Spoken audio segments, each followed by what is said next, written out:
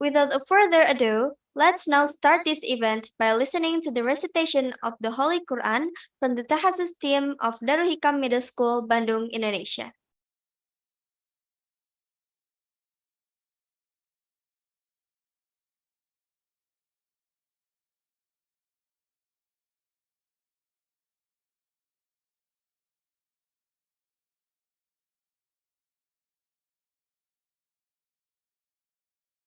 Isti'azan. Salaman. Assalamualaikum warahmatullahi wabarakatuh. A'udzu billahi minasy syaithanir rajim. Bismillahirrahmanirrahim. Ya ayyuhalladzina amanu qu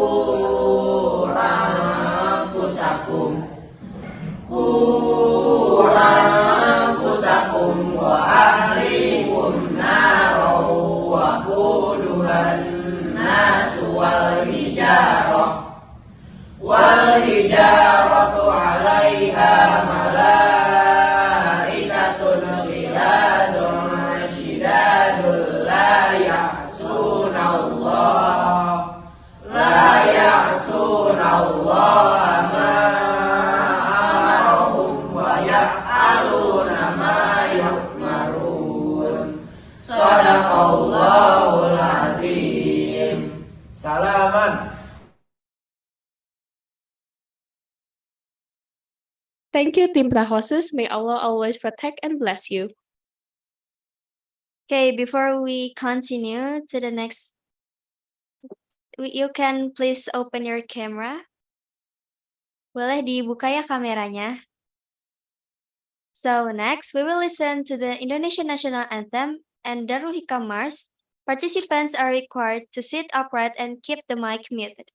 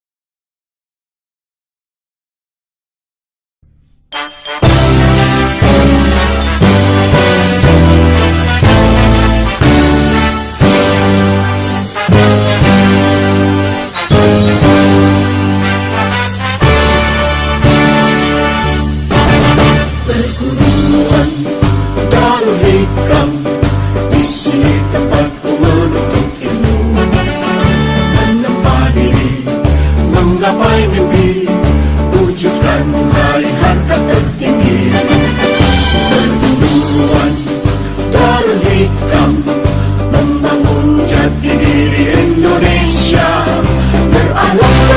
inspirasi tanpa para ilahi bersama hidup terpilih.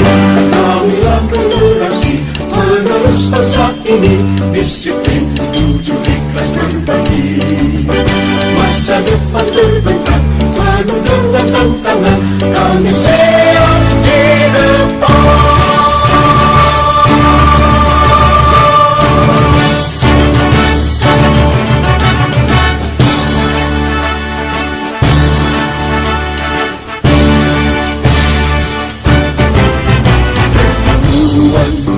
Darul Hikam, di sini tempatku menuntut ilmu, menghadiri, menggapai mimpi, wujudkan raih harkat tertinggi.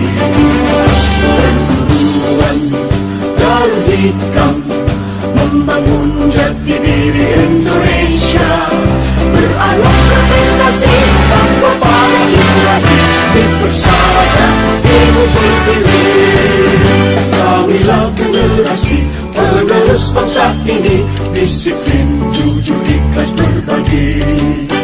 Masa depan terbentang penuh dengan tantangan, kami siap di depan.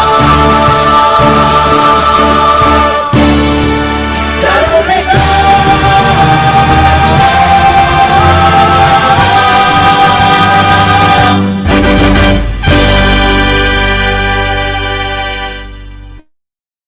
Participants may sit comfortably and pay attention again. Also, open your camera, please.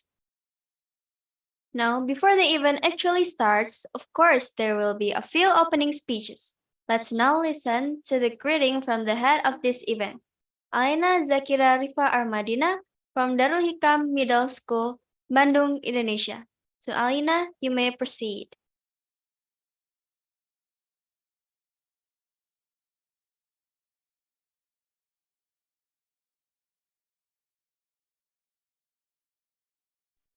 Assalamualaikum warahmatullahi wabarakatuh. First of all, I would like to ask, is my voice clear? Can you guys hear me? If you guys can you give us a reaction? Okay. So I'll start this meeting by introducing myself first. My name is Alena Zakira Rifa Armadina. I go by the name Al, and I am the chairman or the chief committees for today's event. First of all, I would like to say my deepest gratitude to all the participants present today.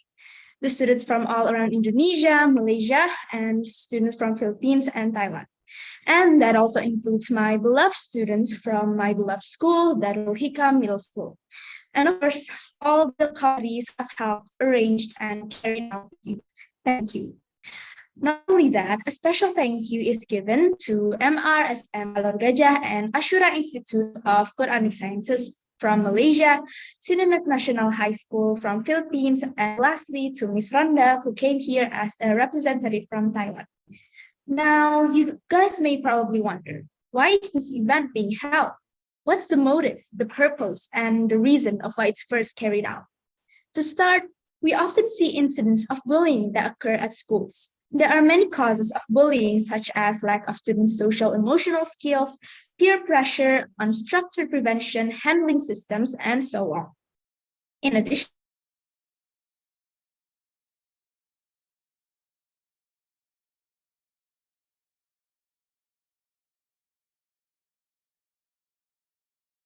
sorry, the internet, I got locked out. Continuing, in addition, recently there has been quite a lot of violence and harassment that have occurred at schools. This, of course, creates a feeling of lasting trauma.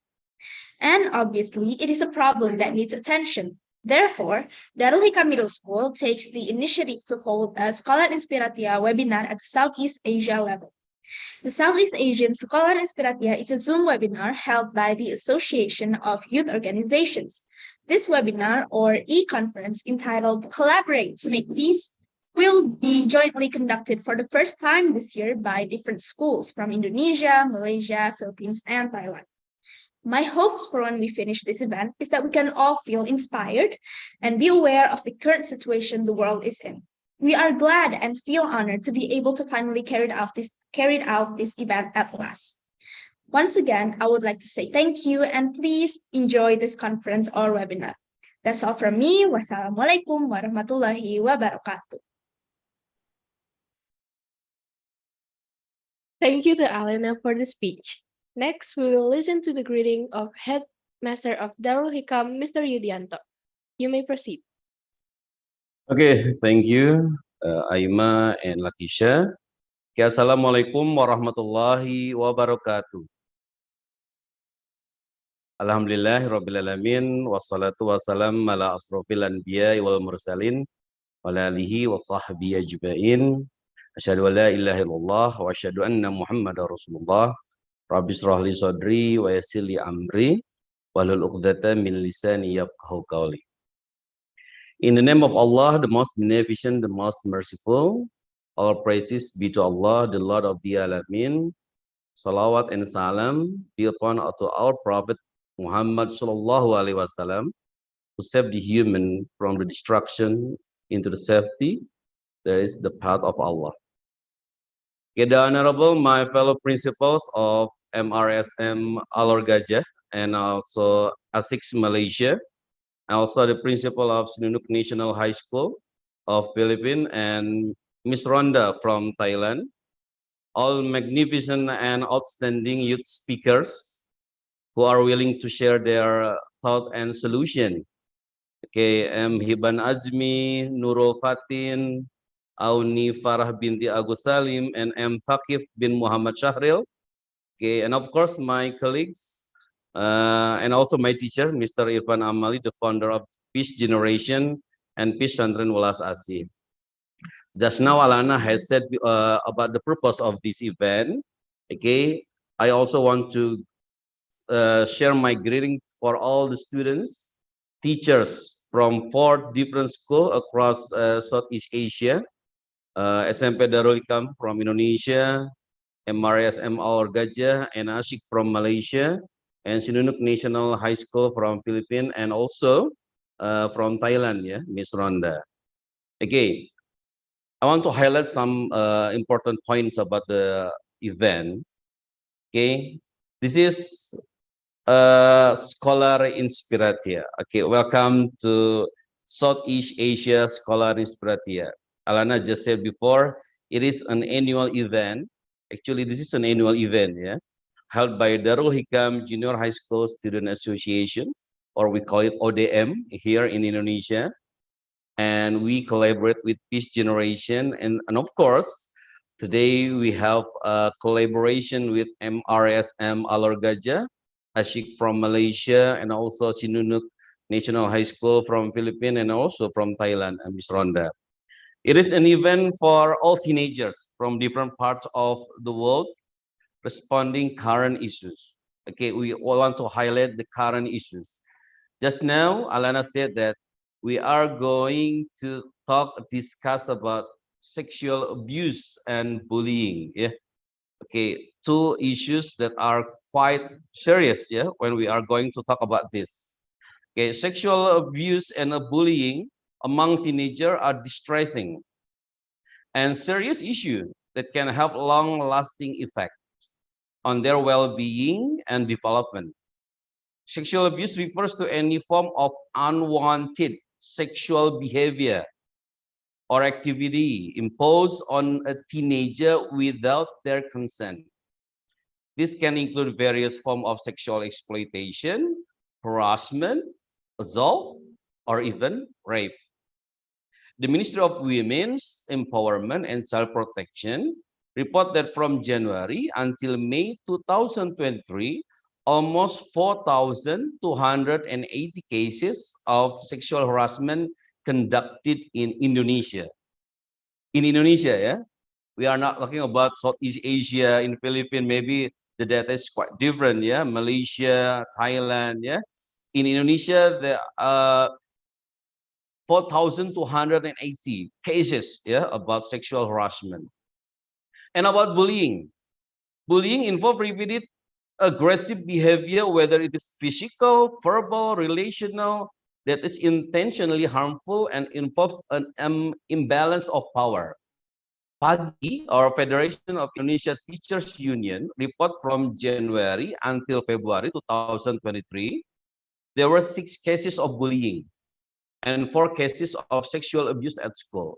And recently at Bandung, we watched a video, maybe on TikTok, on mass media or etc.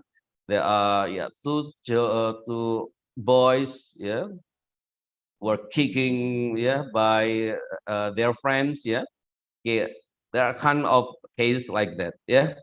Now, prevention efforts should focus on educating teenagers about healthy relationship. Okay, that's one of the purpose why Scholar Inspiratia is held.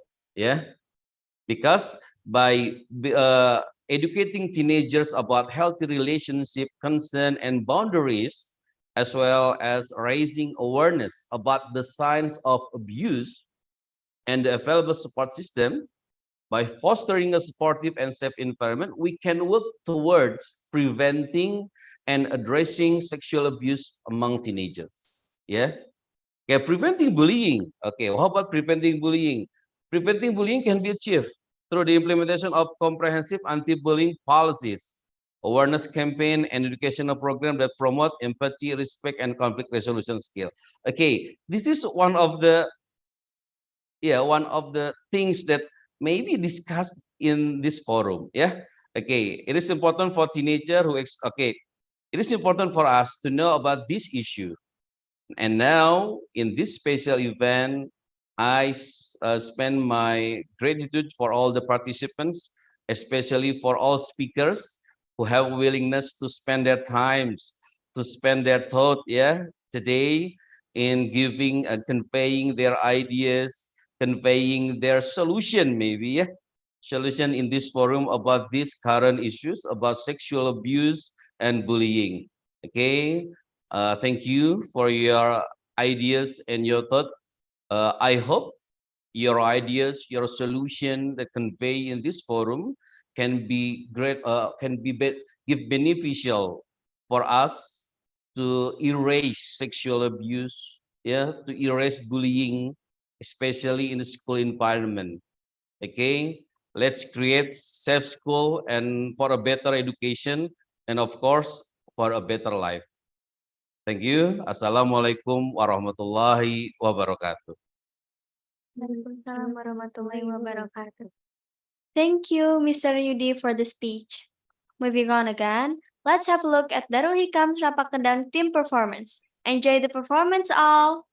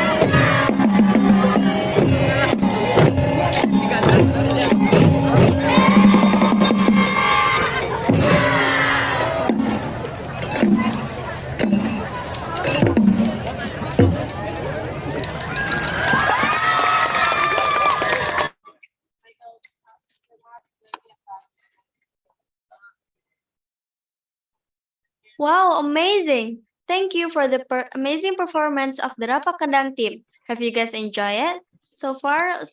So let us know by reacting with the clap emoji. And now let's head off to the main session of this event. For the first topic, we're going to discuss about what is sexual abuse.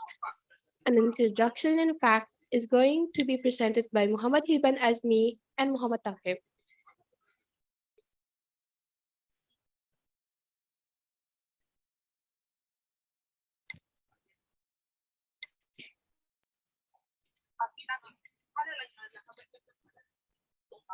Assalamualaikum warahmatullahi wabarakatuh.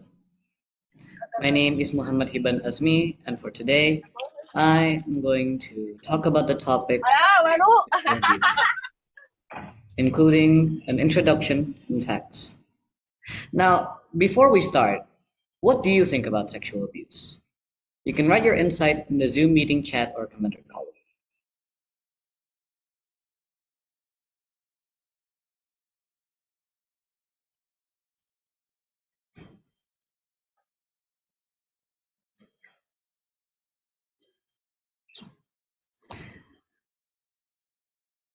Okay, so now we're going to move on to the facts and an introduction to sexual abuse. The results of the survey of sexual harassment in public spaces during the COVID-19 pandemic in Indonesia was disclosed to the public on Monday on the 31st of January. It was stated that around 78% or more than 3,000 female respondents said that they had experienced sexual harassment in public spaces.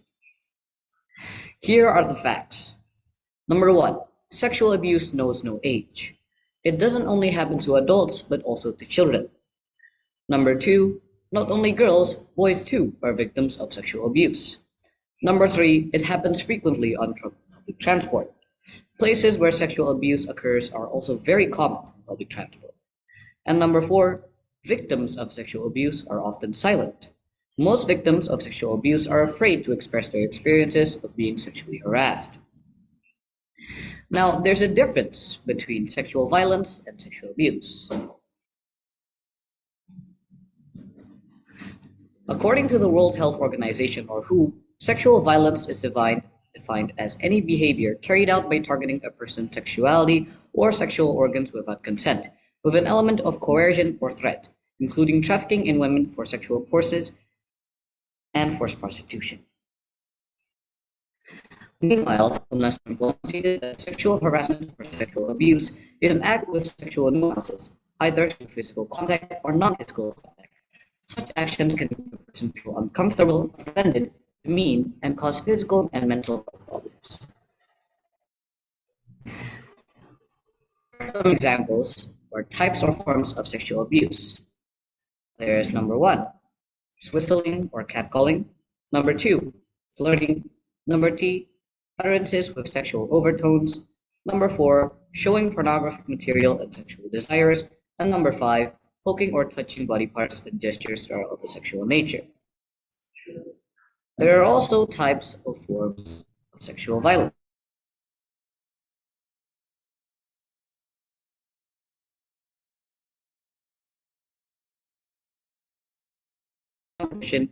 And also number five, sexual exploitation.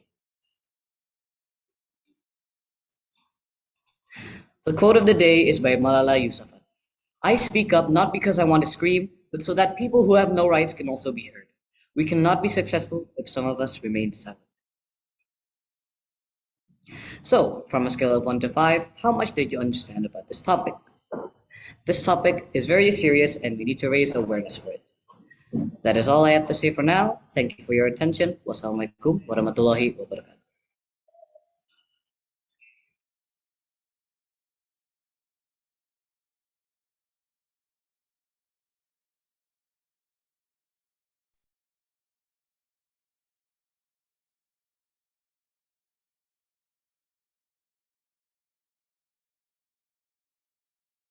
Thank you for the presentation, Hiban.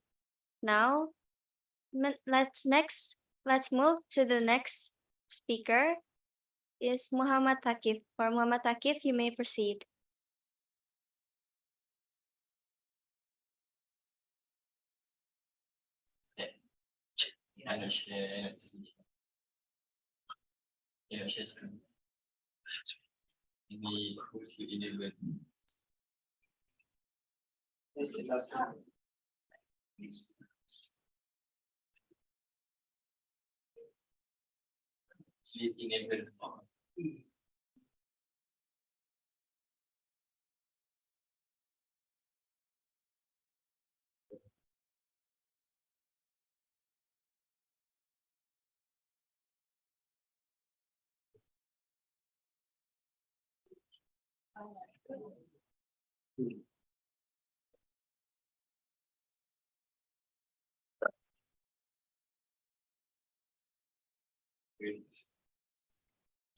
Takif, we have enabled the share screen.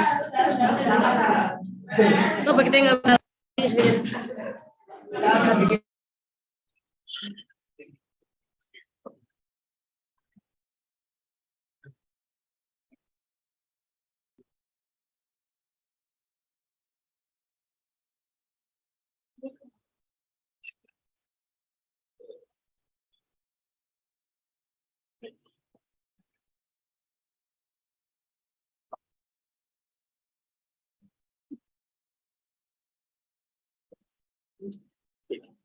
Assalamualaikum warahmatullahi wabarakatuh. My name is Takif Sharil. Can you hear me? Yes, your voice is clear. Yes. Today I'm going to be presenting sexual abuse and how to prevent it.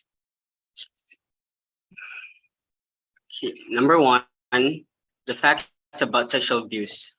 Statistics have shown that 1 in 4 girls and 1 in 6 boys get sexually abused before the age of 18. Number 2, 1 in 5 children are solicited sexually on the internet. Solicited means a person is being forced to do prostitution. Number 3 is nearly 70% of all sexual abuse cases occur to children aged 17 and below. Common places sexual abuse occur. The majority of sexual abuse cases happen at home, and it is where the most cases have been reported, with a percentage of 55.6%. And 44.4% of sexual abuse cases are reported at school, but most cases that have happened in school have gone unreported since students and teachers have normalized it. Types of sexual abuse. There are 3 types of sexual abuse: verbal, physical, and visual. Verbal is when someone is making comments about one's body. Example, look at that girl's breasts, they are very small. Number 2 is physical. Physical abuse is when someone touches a person's sexual organ or touches somewhere that makes them uncomfortable. For example, when a man walks up to a girl and grips her neck and waist. Number 3 is visual. Visual is when someone is staring at someone with desire or one's sexual organ. For example, a girl is staring at a man's genitals. Now we're going to move on to how to analyze the issue. Roots of the problem. Sexual abuse can start because someone hasn't been taught the boundaries between the 2 genders. If someone has irresistible sexual urge, which means they have been watching a lot of pornography. Solution. The solution is we have to build confidence. We have to encourage them to open up about their experiences to someone they trust, such as other family members or friends. Number 2, get them to meet professionals such as therapists or psychiatrists. And ask them to talk to the school counselor. How can we solve conflicts? Some things you need to overlook, forgive them and teach them about it. Example, avoid having a conversation and initiate a topic regarding people's bodies, size, skin color, and anything related to their physical appearance. Let them be free from any comment. For example, if someone accidentally touches or had physical contact with another person's private or sensitive part of the body, we can overlook that situation if it was an accident and forgive them. Sometimes to resolve conflicts, you need to meet them face to face privately and confront them. For example, why is preventing sexual abuse important? It's important because I'm sorry. For example, staring with desire. Look away and prioritize something else that is beneficial. If you cannot hold your desire from staring at other people, for example, when you notice a person that is looking at you for a suspicious amount of time, you can ask them to talk. You can ask to talk to them privately, one-to-one, and confront them on why they were staring at you. And number 3, ask help from a third person who isn't involved. Conclusion. Why is preventing sexual abuse important? Preventing sexual abuse is important because sexual abuse is a very bad thing and can lead to long-term issues. Number 2, the upcoming generation has easy access to the media and needs to be addressed on sexual abuse. As said, the upcoming generation has access to the media faster than we had anticipated and needs to be taught about sexual abuse, how to prevent it, and how to recognize if someone is going through sexual abuse and how you can help. That is all for me. Thank you very much. Assalamualaikum.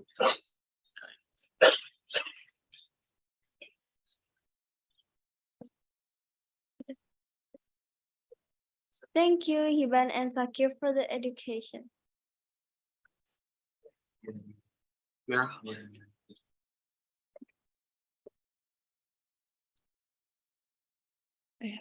Turning now to the Q&A session, we'll pin the speakers, and if you want to ask any questions, raise your hand and the speakers will answer it.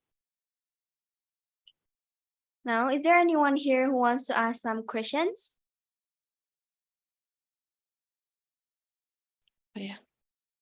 Sekarang kita ke Q&A session ya. Kalau misalkan kalian ada pertanyaan, boleh raise hand.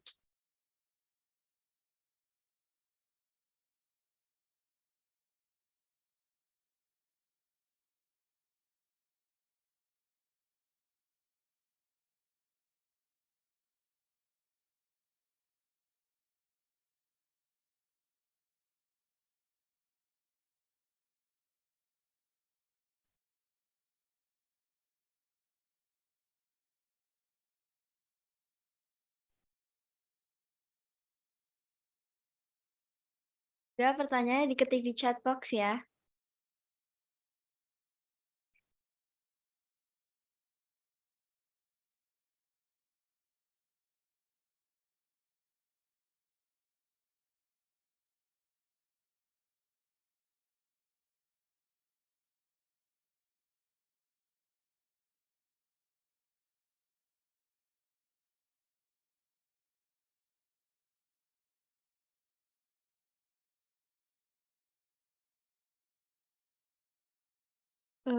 Someone asked in this chat box, may I ask for examples for sexual abuse and sexual violences to see the difference? Sexual violence is mainly like more physical, like rape. Yes, and sexual abuse is like when someone, for example, when someone's staring at you with sexual desire, that counts as sexual abuse.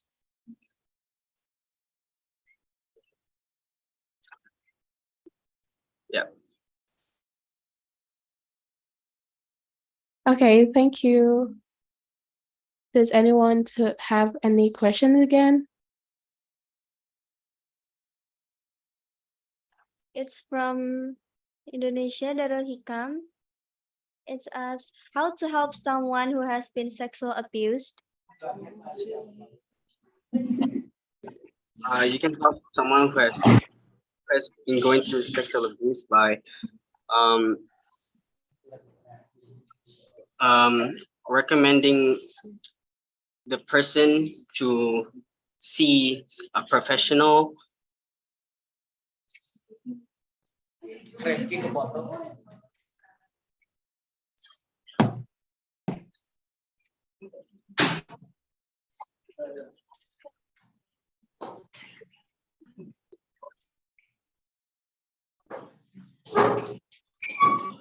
Right. Someone asked, someone touching your sensitive part is a joke, an example of sexual abuse. The answer is, if it's not consensual or like the second party doesn't agree to the joke, then yes, it is sexual abuse, although it falls more onto sexual harassment. And someone asked how you recognize someone going through sexual abuse. Well, let's see here. Um, so to my knowledge so far, someone might feel more skittish or more afraid of being touched or more than others, and emotionally they may be just a little shy, or it's not. I'm not really that knowledgeable on the topic, so maybe Thakif can answer that.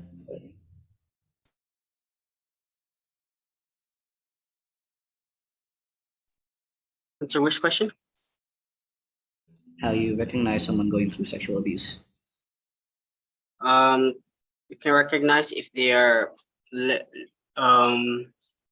socializing less, and they are avoiding conversations between the other gender, the opposite gender. And you can also see if someone is going through sexual abuse physically, if they have bruises here in the, let's see,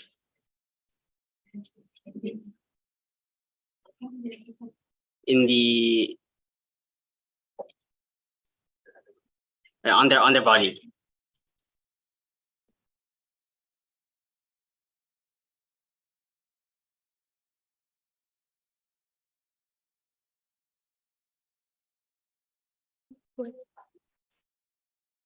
For Indonesia, SMPK Yahya, if you want to ask question, you can unmute yourself, please. Okay, thank you for the opportunity to so I can ask this question.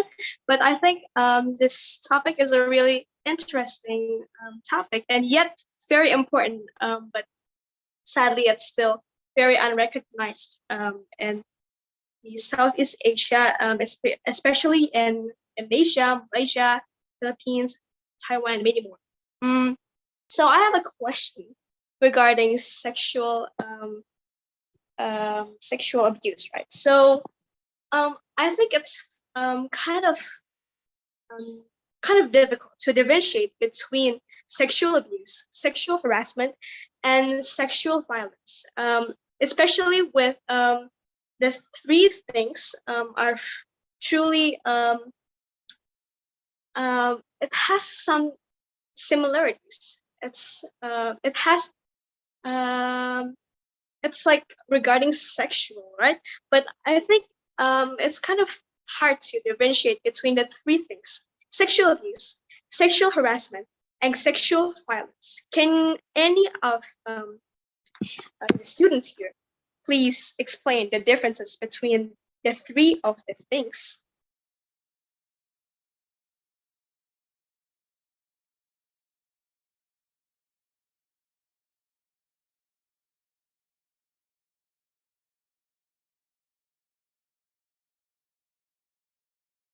Langsung lanjut aja. Thank you for the question.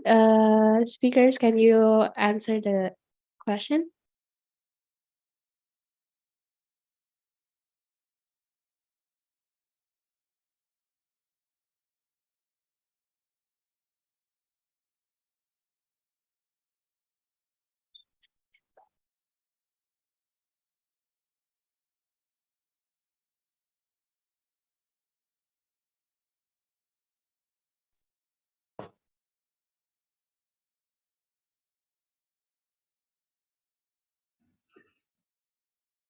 I will try to answer the question.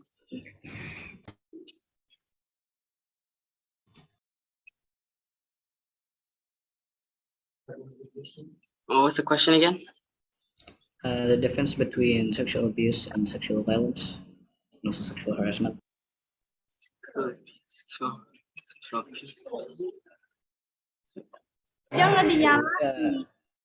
If I may, so sexual abuse is more. Okay, let's actually start with sexual violence first. So sexual violence is targeting a person's sexuality indefinitely, as in like they do it with the intention of sexually like so it's more of a like if it's sexual abuse, it has a threat to it, as in like if you do this, then I'll do this to you. But sexual violence is more of them forcing you to do that without the need of threats.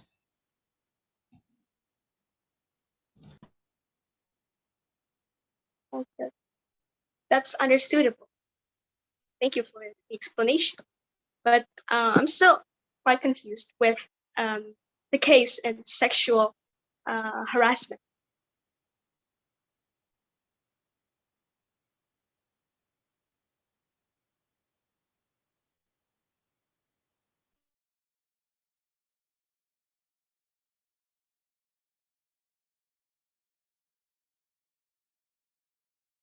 Takif, if you want to add, you can unmute yourself.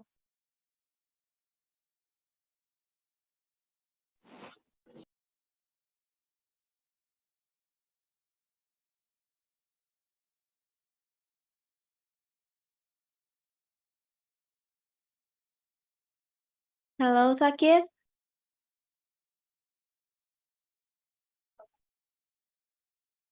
Yeah, so I can answer this. Sexual harassment is Subject. basically just another term or a synonym for sexual abuse, sexual violence. It, it's not its own category. It's more like just less impactful, but it's basically the same. It's just a synonym. So it's basically a synonym, but it's less impactful. If compared to sexual abuse. That's what I can. Unfortunately, it's basically like that. But unfortunately, I don't have the knowledge, or I basically don't have the knowledge to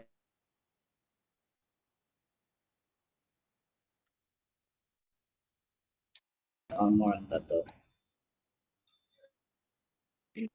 Thank you for the question. All right. Takif, Thank you maybe for if you want to add, you can unmute yourself. No, it's fine. I have nothing to add. And thank you for the explanation. And I think it has opened up my awareness about the three things. But may I ask another question?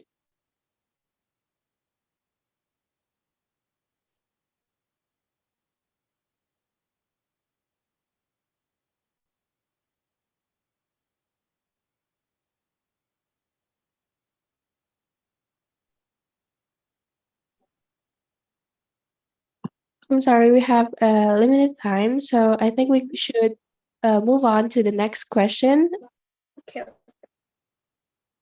Thank you. Yeah, for the- thank you. question. Yeah, it's fine for a limited time anyway.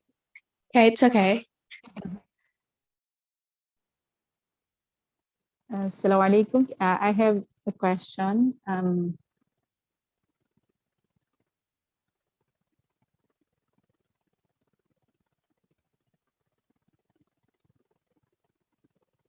Can you hear me? Hello, good morning. Yes, Assalamualaikum. it's clear. Okay. This is for in Indonesia school. Do students have a real voice in the process? And who are those students? Like, because in the Philippines, we do have like a student activist, or we call it like a group of students wherein they stand when student is being, sexually abused, things like that.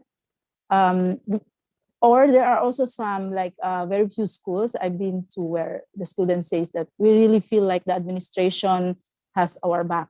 I mean, like they are depending on us. So how about in Indonesia? Do the students have a real voice, like in the process, or like a student body, organization, things like that?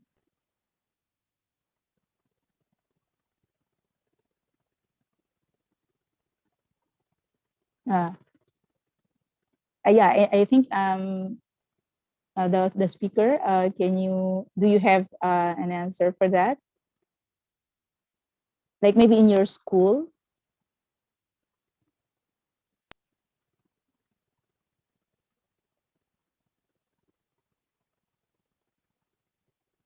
Ivan, can you answer the question? Oh, yeah. Ivan, maybe you can answer the question.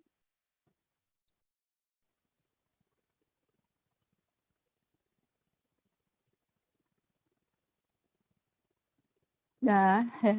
Hello. And counseling.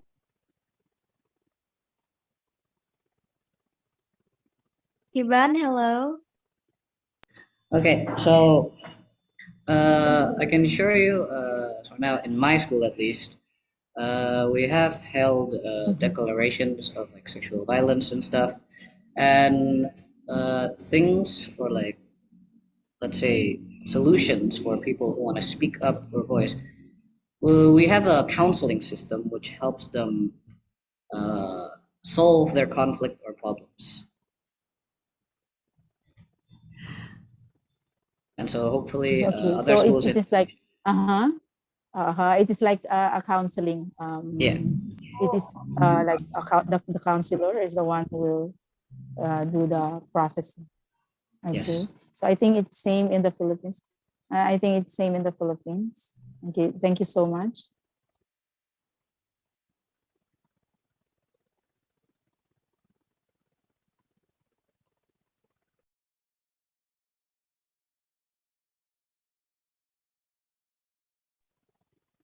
Okay, that's all my question. Thank you.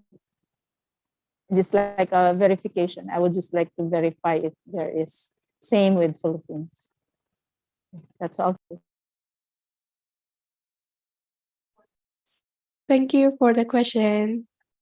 Now let's move on to the question on the chat box, which is how to help someone who has been sexually abused.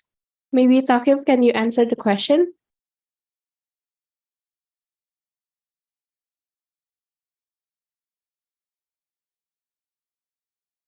I think I've answered this question before. Let's say you can help them. You can recommend professionals for them to go or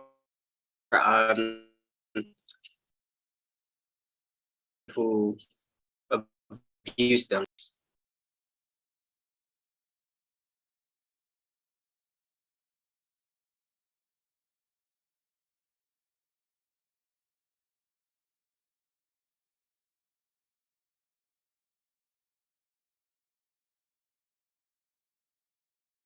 Udah selesai nyampain deh. Thank you, Takif. And now let's move on to the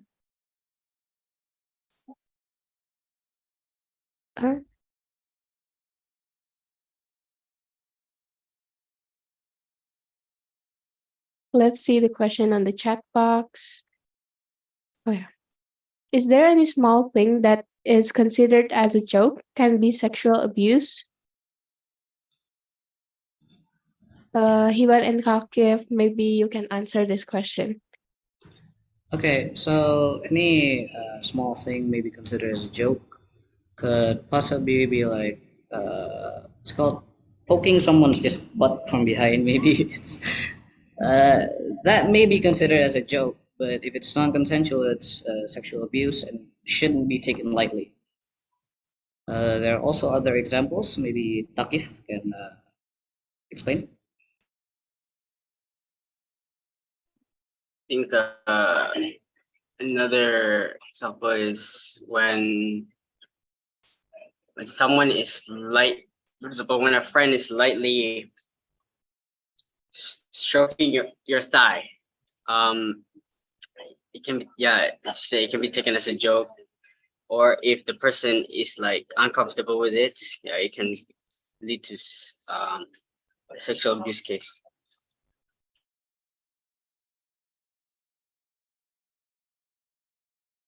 Thank you for the answer. Now, the next question is, instead of reporting that we have been sexual abused to our parent, who else can we talk to? Well, you can talk to a lot of people actually. So for one, you can maybe talk to close friends for comfort, or maybe your family besides your parents, maybe your sister, your brother, and most importantly, you can report it to the police if it's gone too far. Takif, maybe you can add again.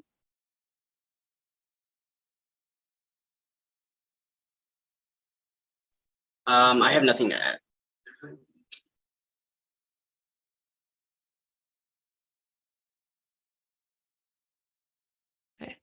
Well, thank you, Takif and Hiban. Move on to the next question, which is,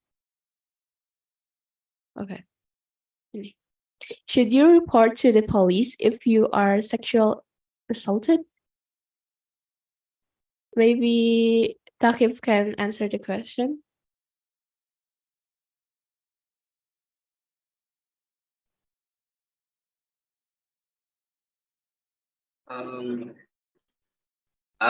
Yes, you should report to the police. It's, um, like sexual assault is like rape and stuff. So yeah, that's pretty. It's a very serious thing. So I think the authorities should get involved.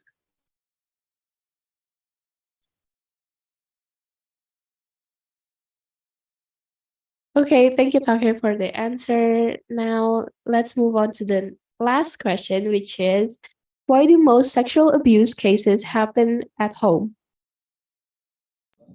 Okay, so for this one, it happens mainly because of a power dynamic, as in, let's say, power as in, let's say, social status. So if, let's, okay. So people, when they have a sense of superiority or domination over someone, think they can basically do anything to them. And that's why when at home, for example, sometimes an uncle can sexually abuse their cousin or something because they have more power, or basically just, yeah, basically more power over them as in socially, which is why they think they can sexually abuse them, because they think, oh, this is no big deal, you're making me.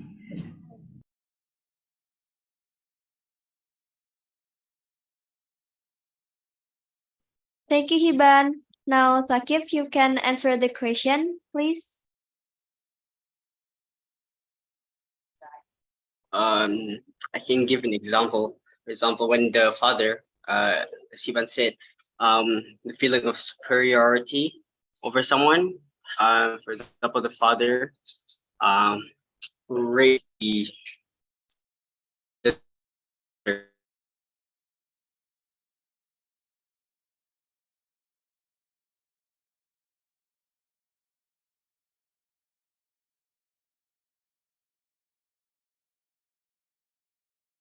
Udah, udah.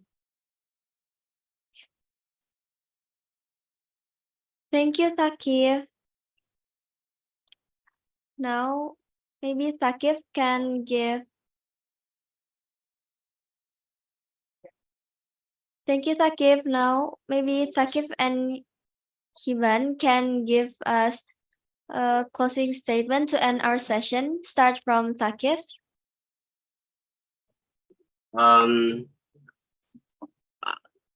Okay. I think sexual abuse is a very serious thing and should not be It shouldn't be taken as a joke. It should be taken very seriously.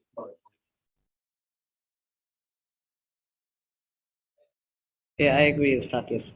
And especially when this problem is so bad, we have to spread awareness for it, which is why we're holding this scholar event, is because more people and can be aware of this problem and eventually prevent further problems in the future, so we can make a more peaceful generation.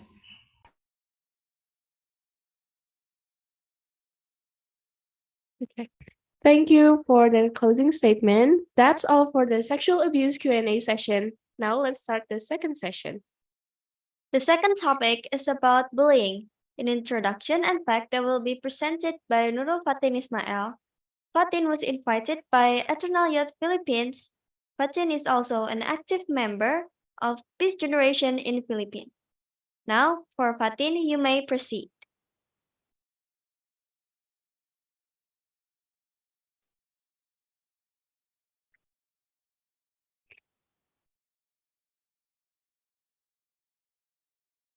Hello, Fatin.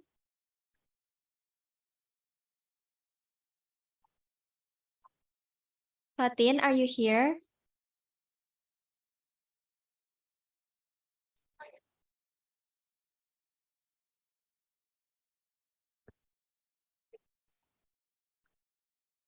Can you mute yourself, Fatin?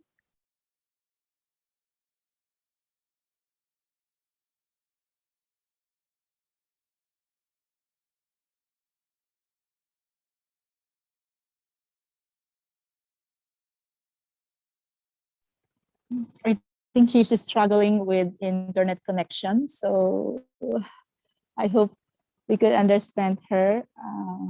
But she's coming, I think.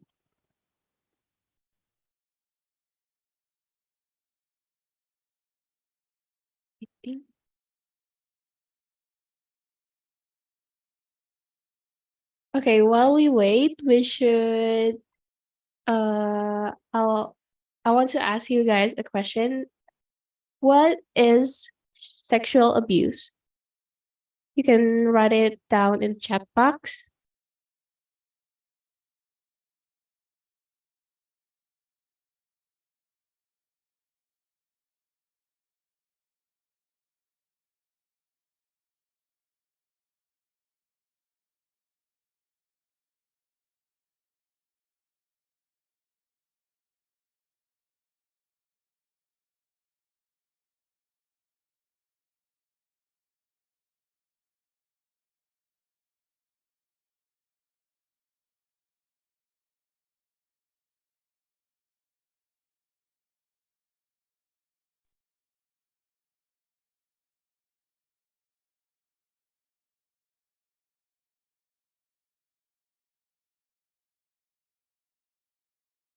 Okay. Fatin, are you here? Hello, Fatin. Hello, hello. Can everyone hear me? Yes, Yes. it's clear. Okay, I'm so sorry. The connection went out. Okay, it's okay. Okay, should I start with my presentation now? Mr. Irfan, Sure. ada?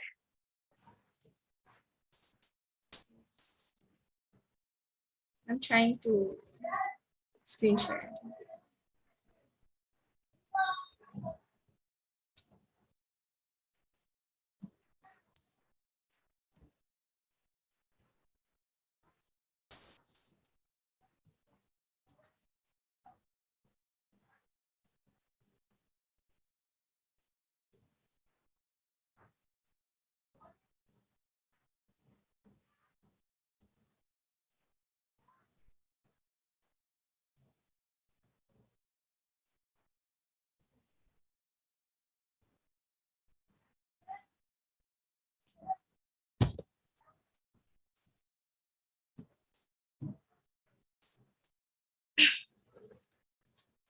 Can everyone see my screen?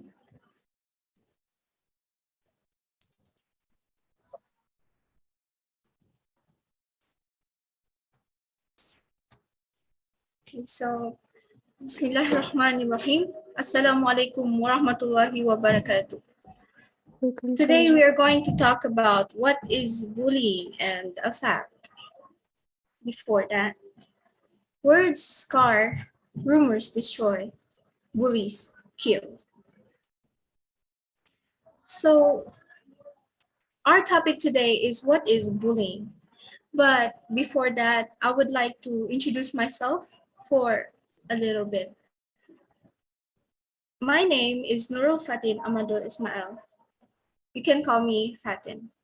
I am 15 years old and I am now studying here in the Sinunok National High School here in Zamboanga City, Philippines. I was born and raised in Nagara, Brunei, Darussalam. 3 years ago, we moved in here in the Philippines. So growing up in my childhood wasn't really easy for me. Related to our topic today, which is bullying, I have been experienced a lot of experience really. So far, being a Filipino in other country, knowing that you are not in your own country wasn't really easy. The feeling of being excluded, being deeply so insecure about your body, about your perspective, your nationality, wasn't very easy. Now, let's proceed to our topic for today. Okay, so what is bullying? Bullying is a negative behavior in the form of an aggressive and an intentional way of hurting someone by a person or a group of person, a gang rather. This behavior of a person who hurts or frightens smaller or more or less powerful target. So usually the person being bullied has very poor power or rights they have. So maybe the bully would bully them for them having a very low position or power. Bullying exposure to negative actions repeatedly and over time from one people or more. Bullying can be a very huge cycle. And this is a very negative action it can do from one person or another. So bullying can be a threat or an intimidation. This is an unwanted words or action that can cause getting hurt. Okay, facts about bullying. 1 in 5 high school students reported being bullied at school in the last year. More than 1 in 6 high school students reported cyberbullied in the last year. Why does bully happens though? According to the bully's point of view, bully happens for them to make them feel popular or gain attention. Some people bullies the reason of maybe they don't get enough attention at their own house or maybe at their home. So for them to seek attention, they would be doing it at school or outside their house. Satisfaction. Bullies sometimes do it for fun or for no reason at all, to seek revenge. Sometimes bullies also do this because their target is more powerful than them or maybe has a very good reputation. So in order for them to revenge, they would do such thing like bullying. Apathy. Maybe they don't have an interest on living their life the way they are. So for them to feel uh, more happy, they would do such thing like bullying. Now, according to the victim or the one who is being bullied, these are maybe some reasons or common reasons why they get bullied. Maybe they look different, or rather they look unique in their perspective. Maybe in the place where they are or the position where they are, maybe they get insecure. The bully would bully them easily because on where they are and where the place they're in.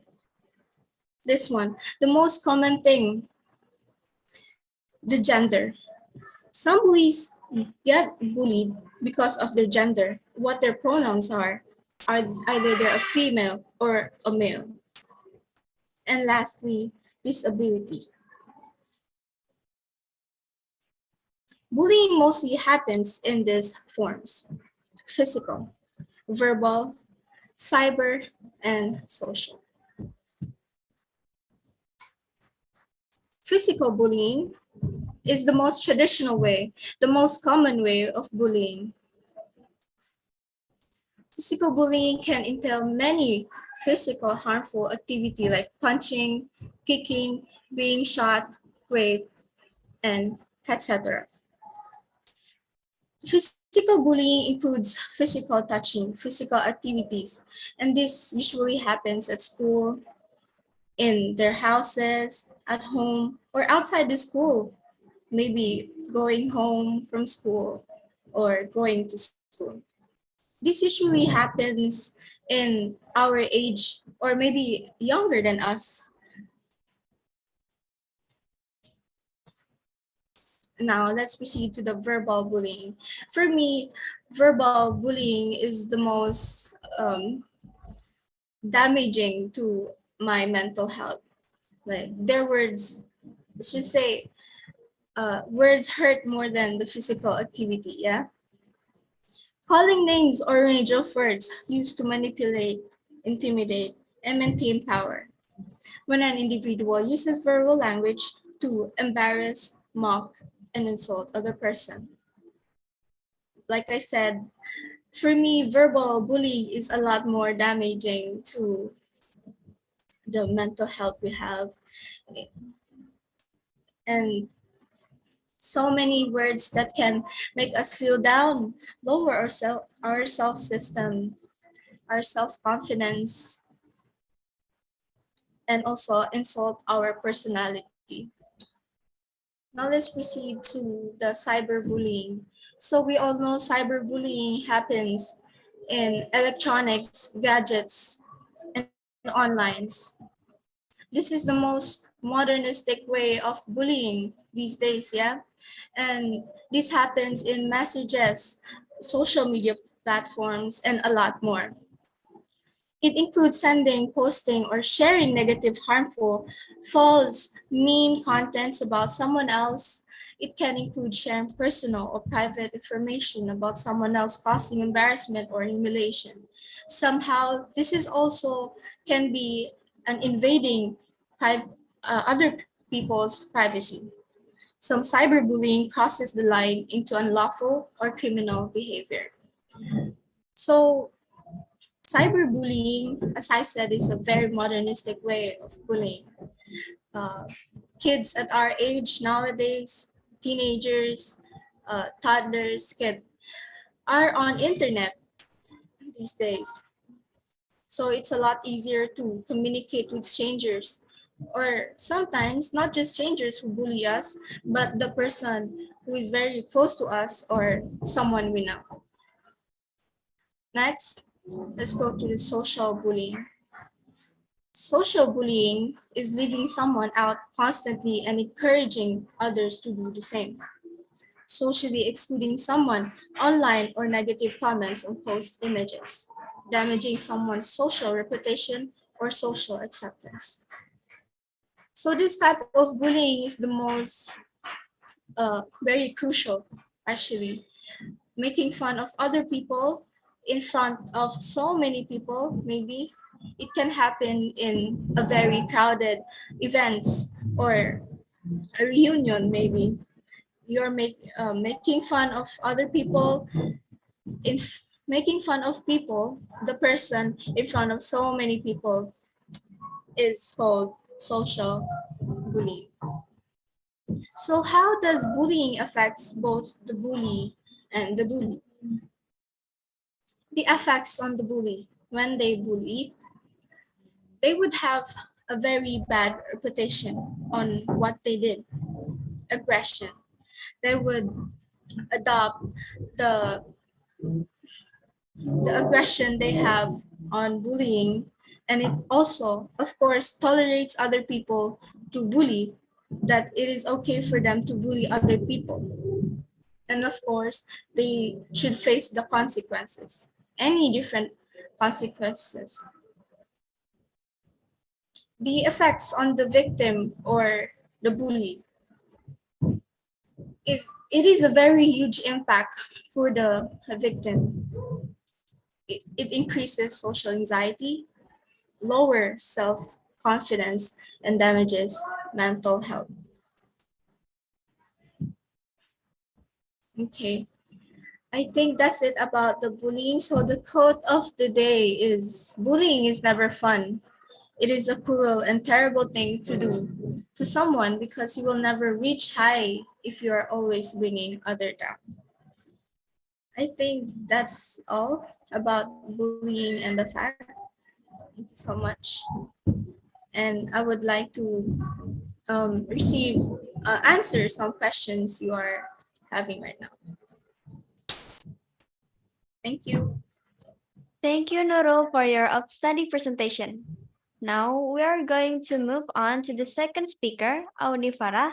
They will present how to prevent bullying. For Auni Farah, you may proceed.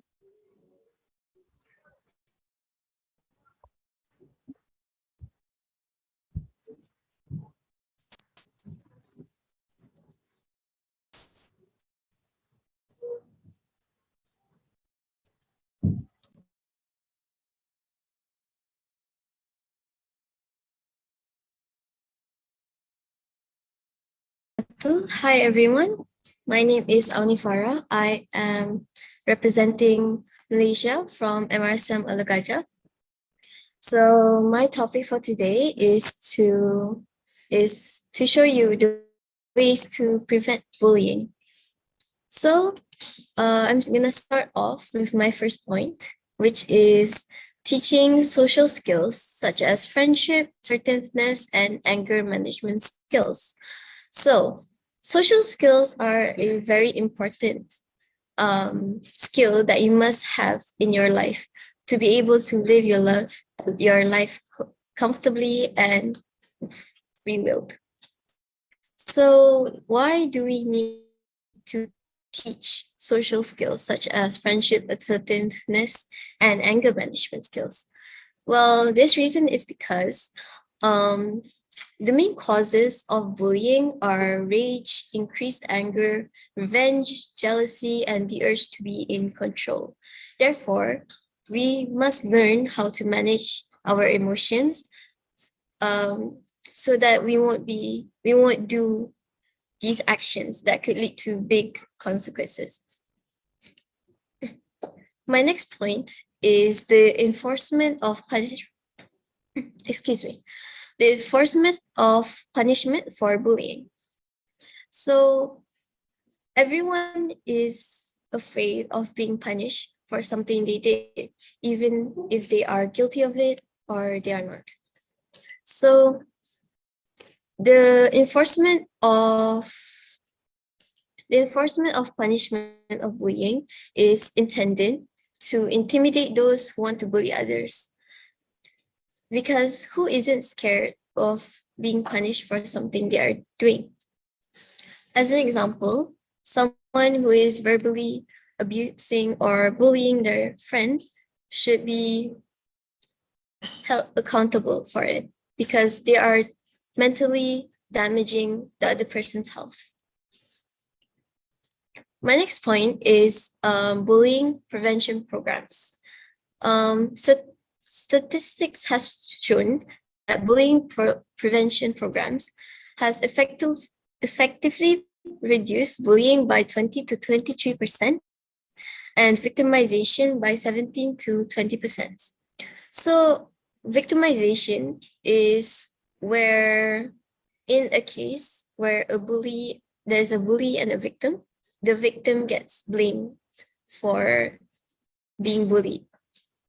which is why the bullying prevention programs are good, so that the victimization of victims are reduced. Next is the unity of students. So unity is where everyone lives in harmony and without any kind of fight, any kind of arguments between each other. So the unity of students can be shown as an example is to support others who have been hurt or harmed. So if we support others who have been hurt or harmed, they will feel like there's someone behind them and always protecting them and always being there for them. So therefore, giving them a safe space to talk to, someone, a safe spot. The next is to treat others with kindness. So treating others with kindness is definitely going to donate to the unity of students. So treating others with kindness will also give them a sense of safety in themselves, and they could always feel comfortable and happy around you. The next example is to be more accepting of people's differences. As Fatin mentioned in her speech, most people get bullied because of their differences, such as disability and their opinions. So therefore, we should be more accepting of others' differences so that we can live in harmony and be united with everyone. My last example is to help include those who are left out. That is all from me. Thank you very much. I hope you all got a lot of knowledge from that. Thank you.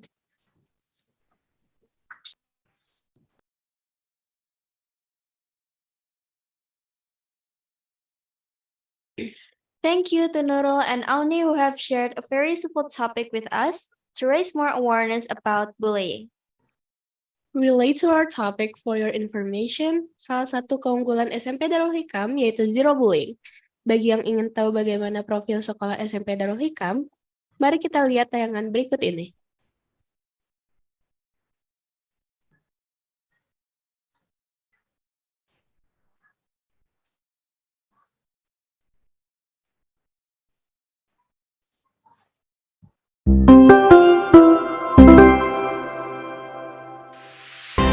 Assalamualaikum warahmatullahi wabarakatuh. Alhamdulillahirrabbilalamin. Wassalatu wassalam ala asrofil anbiya wal mursalin wa ala alihi wa sahbihi ajma'in. Asyhadu an la ilaha illallah wa asyhadu anna muhammadar rasulullah. Rabbi shrahli sadri wa yassir li amri wa hlul 'uqdatam min lisani yafqahu qawli. Segala puji dan syukur marilah kita panjatkan kehadirat Allah Subhanahu wa taala. Alhamdulillah hari ini saya bisa memperkenalkan SMP Darul Hikam.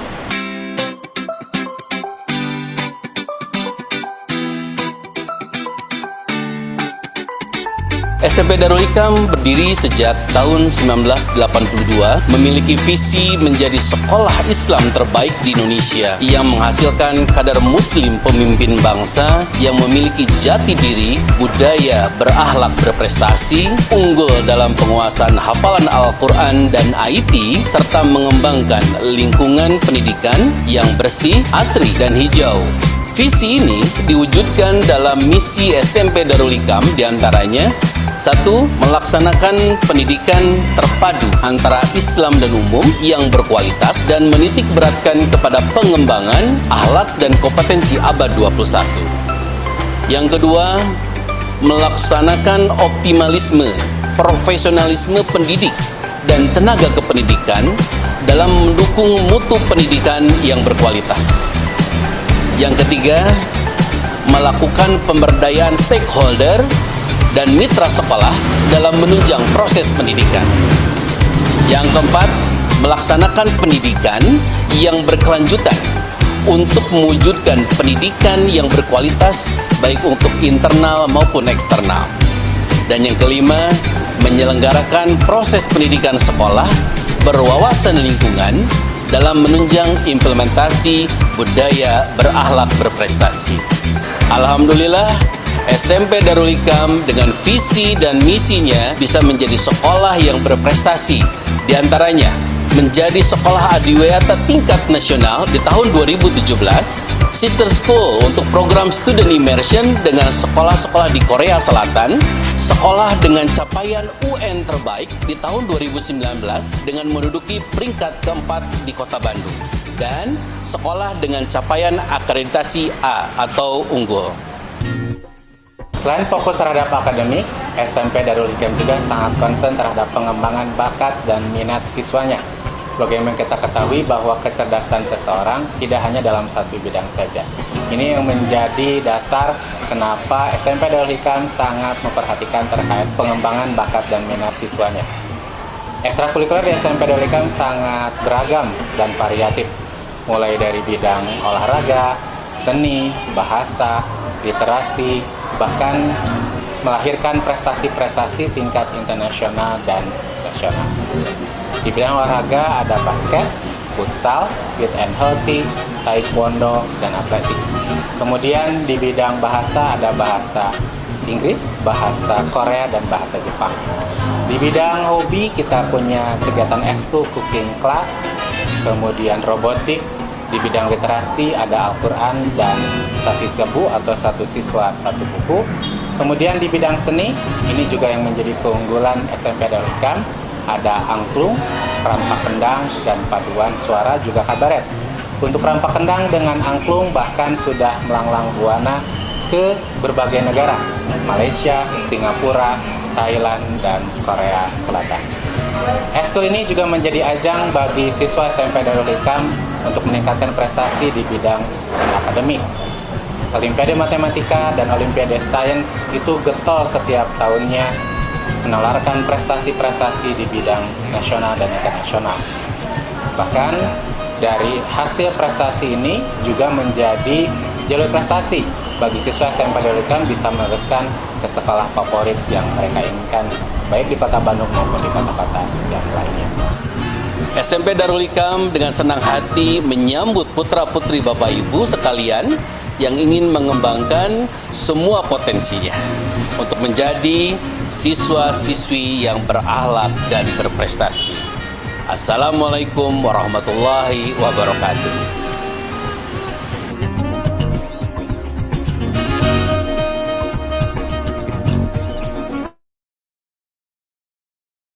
Next, we're going to do a bullying Q&A session. The speakers will be pinned, and if anyone wants to ask a question, please raise your hand or write it down in the chat box. For those who want to ask the question directly through the open mic, we will only limit the question to questions. And in the chat box, we will only limit the question until 3 questions. So is there anyone wants to ask questions? Let's start from the chat box.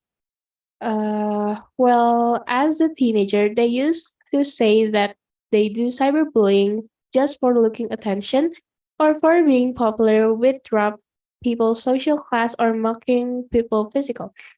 And as I see, people do that because they feel jealousy or having revenge to the person that they have. So, is there any ways for us to avoid problems like that? And if we are the victim, what should we do for that? Maybe Fatin can answer the question. Yes, hello.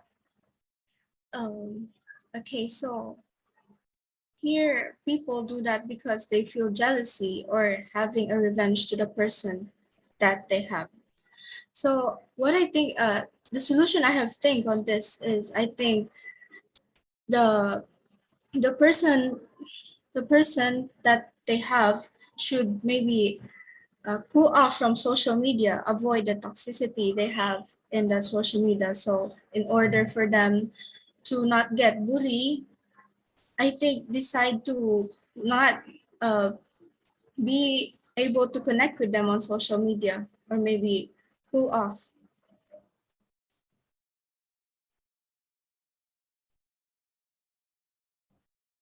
Thank you, Fatin, for the answer. Hope I answered the question. Now, from question from Indonesia, Assalamualaikum Asia. If we are the victims.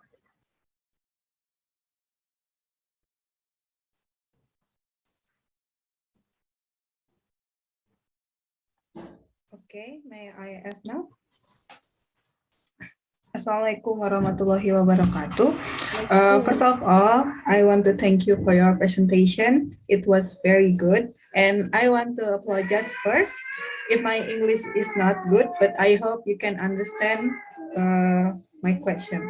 Okay, my question is, in my school, there are many students who bully each other, but they say it's just a joke, like that. And when I see my friend do that, like kick their feet or say rude words, I feel very uncomfortable in that situation. What do you think about this? Thank you. So you feel very down when they do that.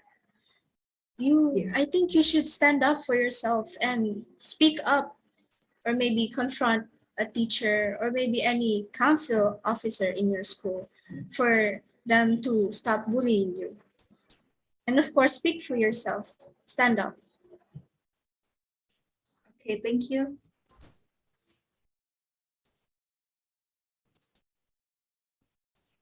Okay, thank you.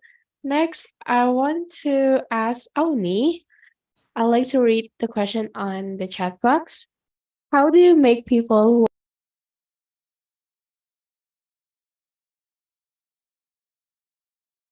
problems, as Patin said earlier?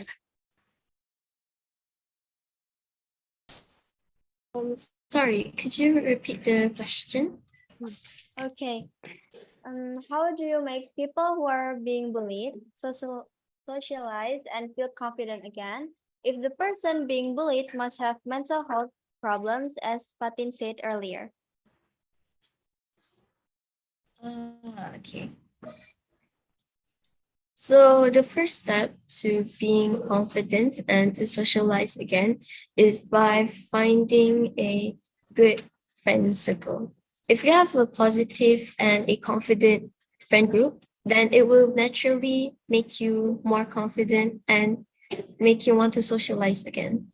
So once you have that friend group, they'll also lead you to a better social life, and you'll also be happier with them. Yeah. Okay. And also they should slowly build their confidence by communicating with more people, try being more extroverted and not to shut themselves off to others. That's all. Thank you. Next, I want to hear from Patin and Auni. From a management perspective, how do we lessen the cases of bullying? One of the students from Essex. Maybe Fatin can start first. Where can I see that question? From a management perspective, how do we lessen the cases of bullying? How do we lessen? I think we should start being kind to other people and treat people the same, equally.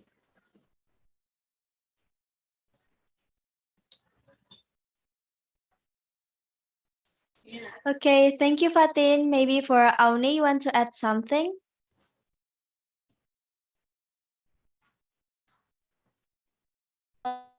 From my perspective, I think we should enforce the punishment for bullying in every single country, because Sometimes it's very hard for people to change when they have become bullies. So I think having the fear of being punished will definitely give them a big push to be a better person. Thank you. Now the next question is, we all know that a victim of a bully can lose self-confidence and it can affect the mental health. Some victims prepare to suicide Suicide. facing Sorry, the we bully. cannot hear you. It's kind of low. Okay. Okay. The question is, we all know that a victim of a bully can lose self-confidence and it can affect the mental health. Some victims prepare to suicide rather than facing the bullies. And suicide is the most problem in today era. As what Fatin said, bullies are lack of attention and they want become a popular. My the question is, what the effective way to prevent bullies? Maybe Fatin can answer the question first. Yes. So, in order to prevent that type of uh, problem, uh, losing your self-confidence is really a big deal. It's very a huge impact for us teenagers. So to prevent that type of problems, I think we should more focus on other things rather than being letting the type of problems getting into us. So rather focus on study and not thinking about negative things, but rather socialize with other good people and do the things that you love. I think that's. Thank you. Thank you, Fatin. Belum di-unmute. Thank you, Fatin. Now for Auni, maybe you want to add something?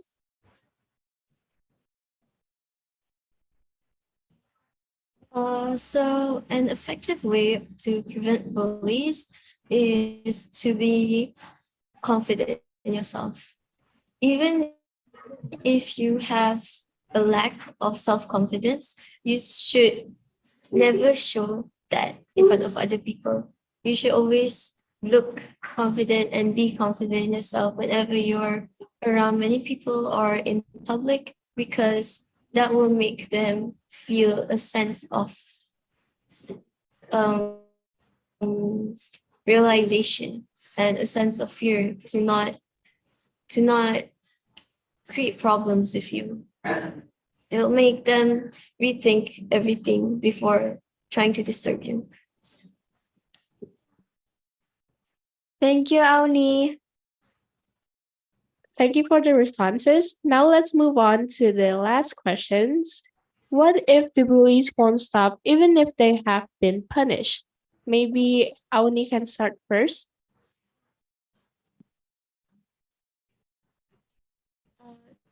Where can I find the question? Oh, it's from Indonesia Darul Hikam underscore 8 Putri.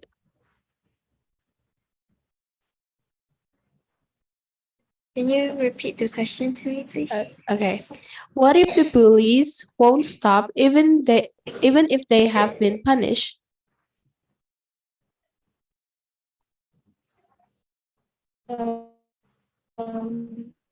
Okay, so if the bullies won't stop even after being punished, then it's probably time for you to think about why they keep doing this and what you can do to stop it.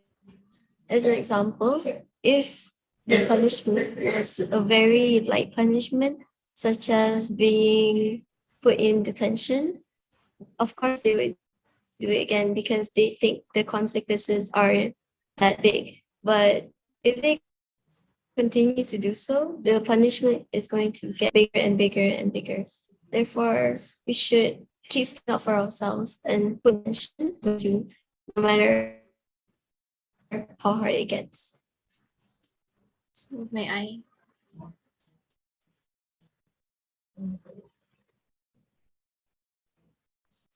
Thank you, Auni. no Now, matter Fatin, you can add something maybe. Okay, so when the bully still doesn't stop bullying, when it's already been punished, I think it's time for them for the families of the bully to consult a very professional help. It needs very help from a professional like therapy, because we should know what is the real problem behind that type of problem. Yeah.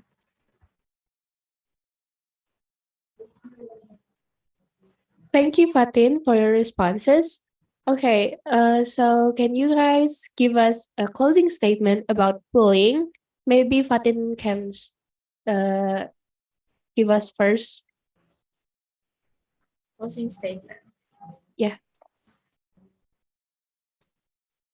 Okay, so bullying is a very is a very big deal. It's a very big impact on on our society. So, in order for us to not experience this type of problem, maybe yeah, stand up for ourselves, be confident, and be kind to other people.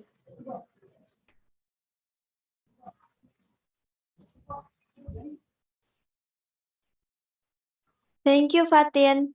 Now, Auni, can you give us some closing statement? Okay, so what we learned from the presentation is that bullying is something that happens quite often in this world, more often than needed. Then, yeah. And I think to avoid these cases happening more and more, the bullies should have a bit more common sense, and they should also think before they say or do anything that could have major consequences to other people or to themselves. That's all from me. I have more too. So for the one who experience bullying, don't forget that your feelings are valid, and don't forget to consult a very close friend, your family, and the ones very close to you. So stand up for yourself and be confident. So,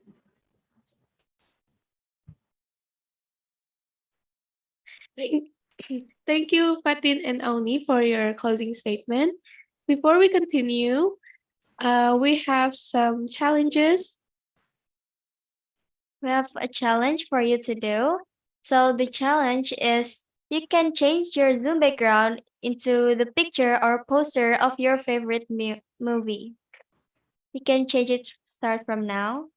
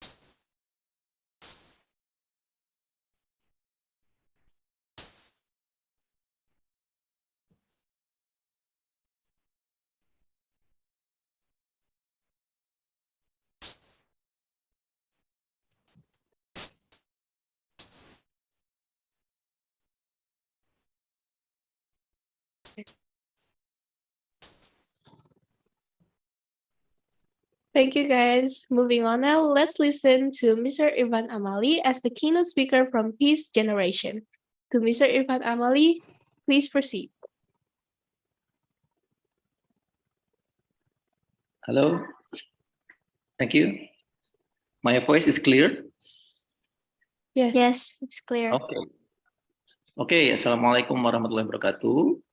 Good, what is this, afternoon or good morning, everyone. I'm happy to be here among young people, very progressive and very smart young people. I'm proud of you, and I'm following and I'm listening your discussion. It was very insightful and eye-opening for me. So you have been discussing about two of very important topics, which are sexual abuse and bullying. So let me introduce myself. So I'm Irfan Amali. I'm co-founders of Peace Generation Indonesia. So I'm happy there are some participants who has participated in some Peace Generation program. So if you know Peace Generation, so just write down in the chat box. So how did you find Peace Generation? Yeah. So I'm happy here. I saw Sister Nurkisa. How are you? So from Philippines, yeah, and from ASIC. I was there last week. I was in ASIC for 4 days, maybe. Your school is very inspiring. So I took many lessons from your schools, and you are blessed and very fortunate to have good school and good teachers there. And also ASIC has been implemented Peace Generation program there and inserted in the curriculum. And also maybe last month I was in Darul Hikam to share the program as well. So I'm happy to be here because everyone is interconnected. And let me share my presentation. It's about the friendship, how to build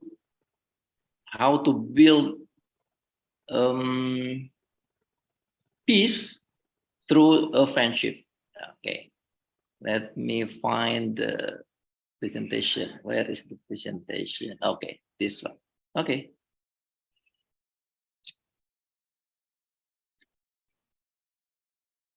Can you see the slide?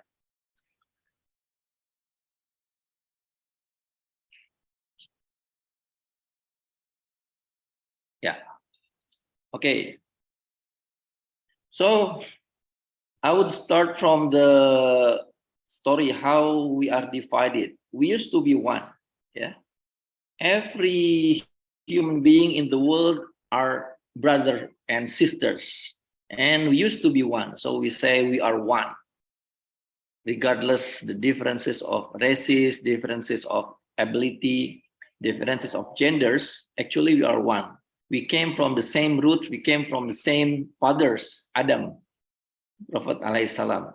Yeah, but somehow there was the injection of fanatism injected in our society. So maybe you have certain hobby that you are very fanatic to your hobby, or you have the sport group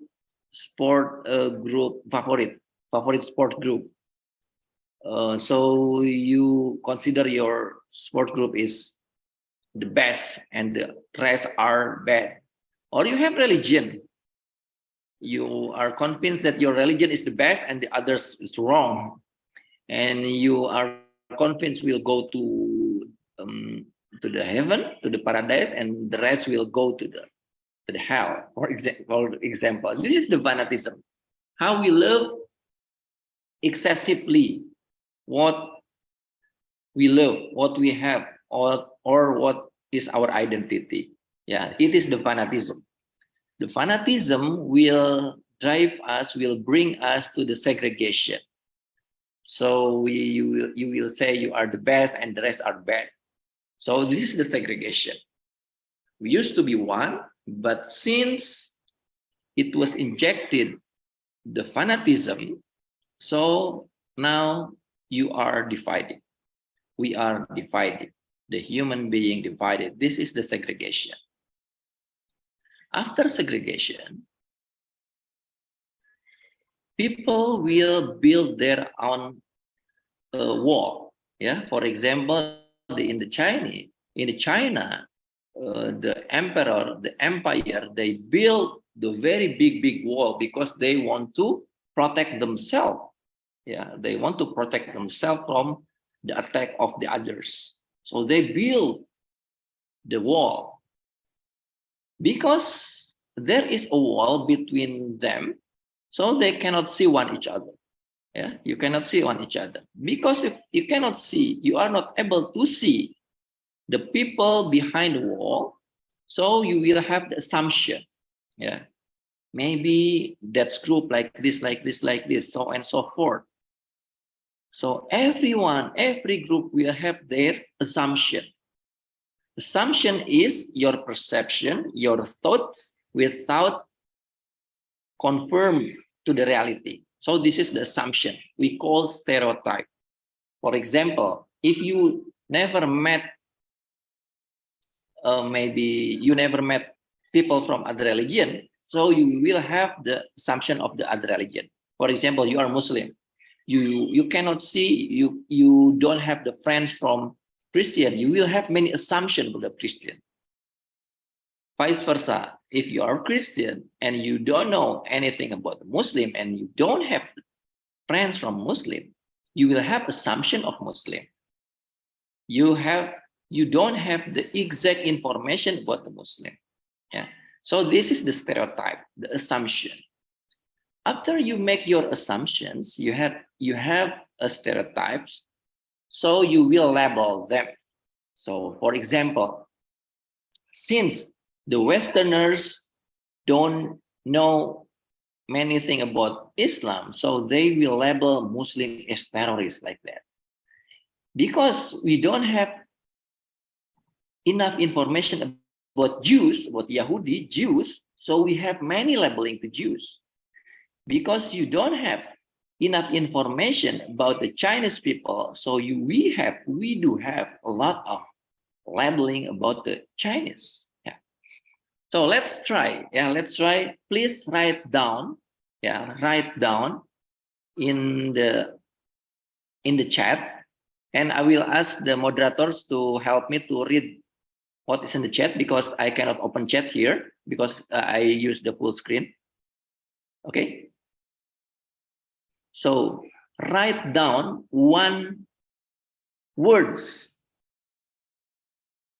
come to your mind when I say police. Okay, police. What one word come to your mind when I say police? Okay, can someone help me to read? Yeah. I think there are some. Come on, everyone. You can type the answer on the chat box. I think there's some people has written. Kayaknya ininya. Can you help to read for me? Because I cannot open it.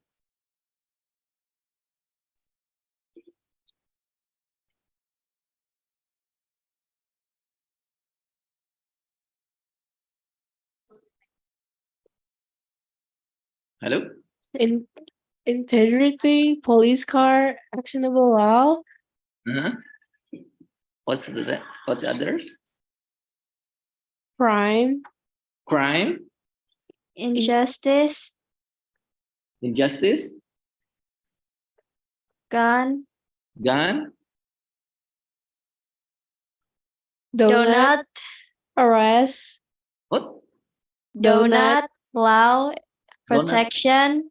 Job. Justice. Crime. Integrity. Police car. Actionable law. Strong. Prison.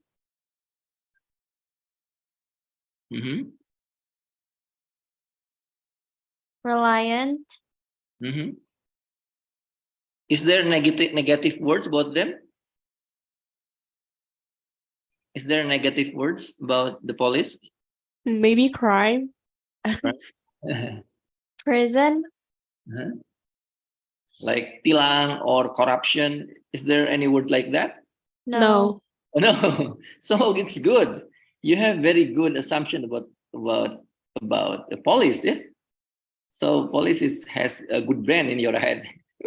Okay, so what do you think? What one word come to your mind when I say politician? Politician.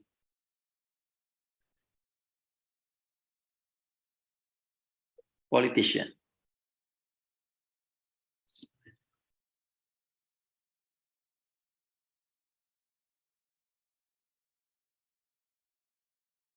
Please, can read someone can read. Debate, corruption, Corruption. bribes, governing, Bribes.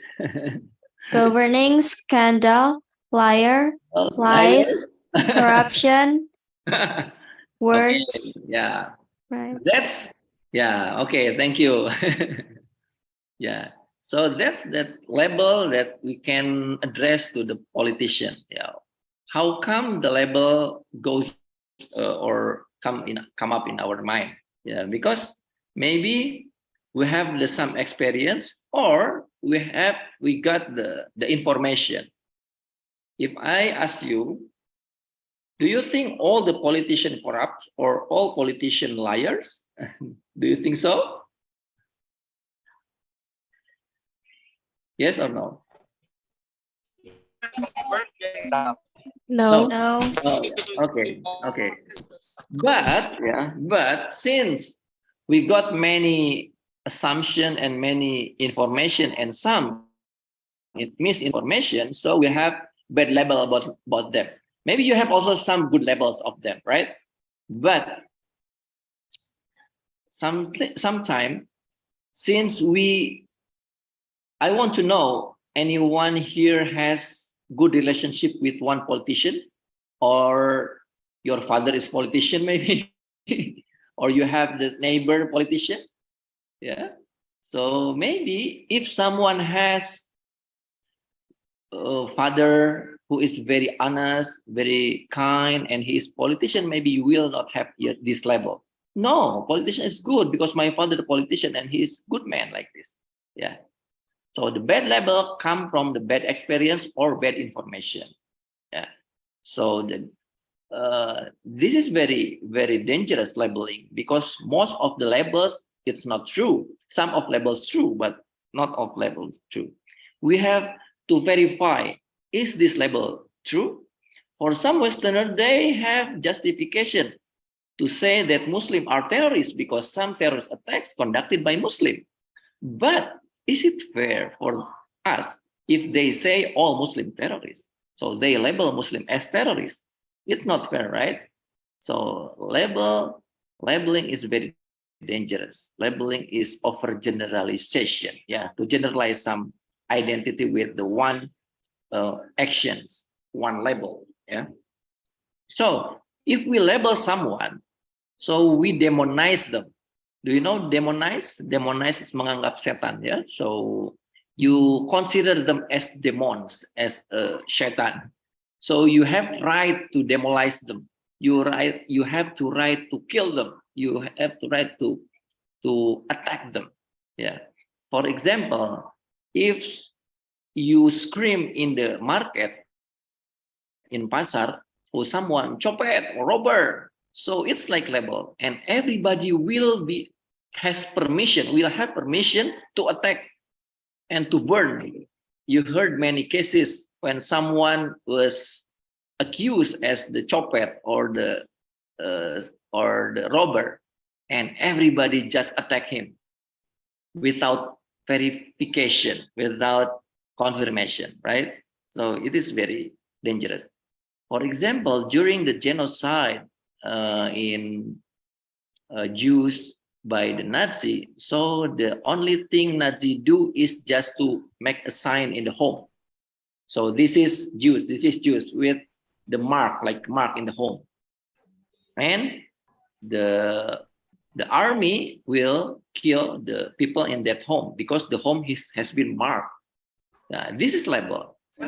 During the riot in Jakarta in 1998, the house of Chinese people was attacked and burned, and people kill the Chinese people, because this is the home of the Chinese.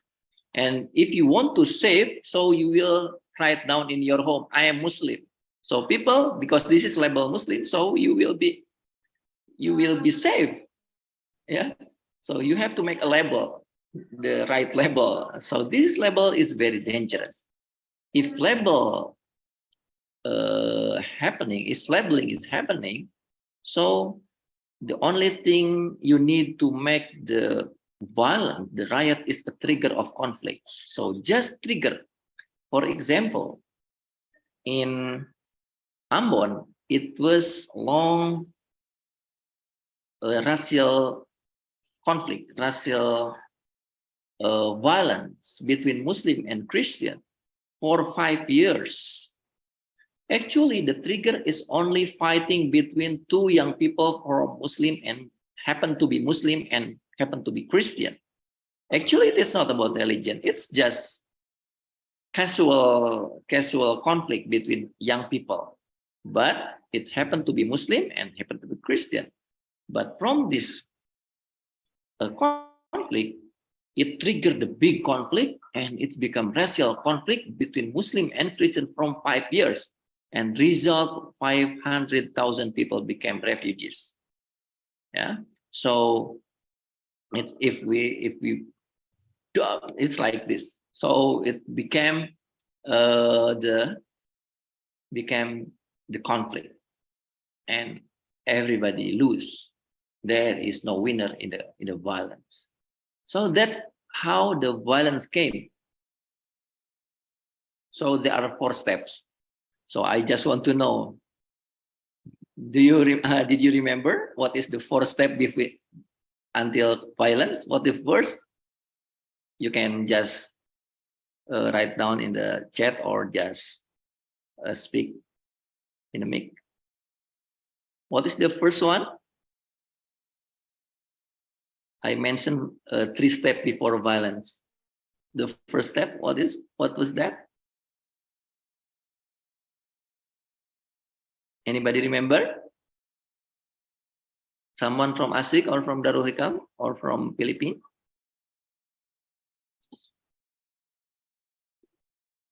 Anybody?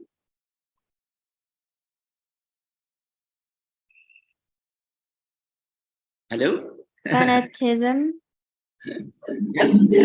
Fanatism, yes. What's the next? Yeah, the first is fanatism. The second, what's that? Labeling. What the second? Labeling. The labeling is number 3. Before, what is the before labeling? Segregation. Yes, segregation. Yeah. The next is labeling, and the last is violence. Yeah. Do you find labeling in your schools? Someone label others with some labels? Yes. Yeah. Okay.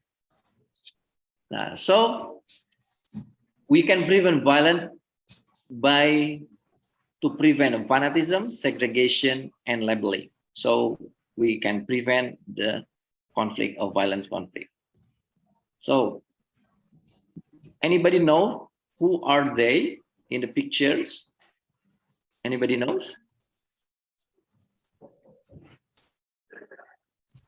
Who are they?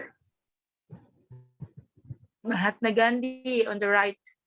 Yeah, Mahatma Gandhi on the right. Who is in the left?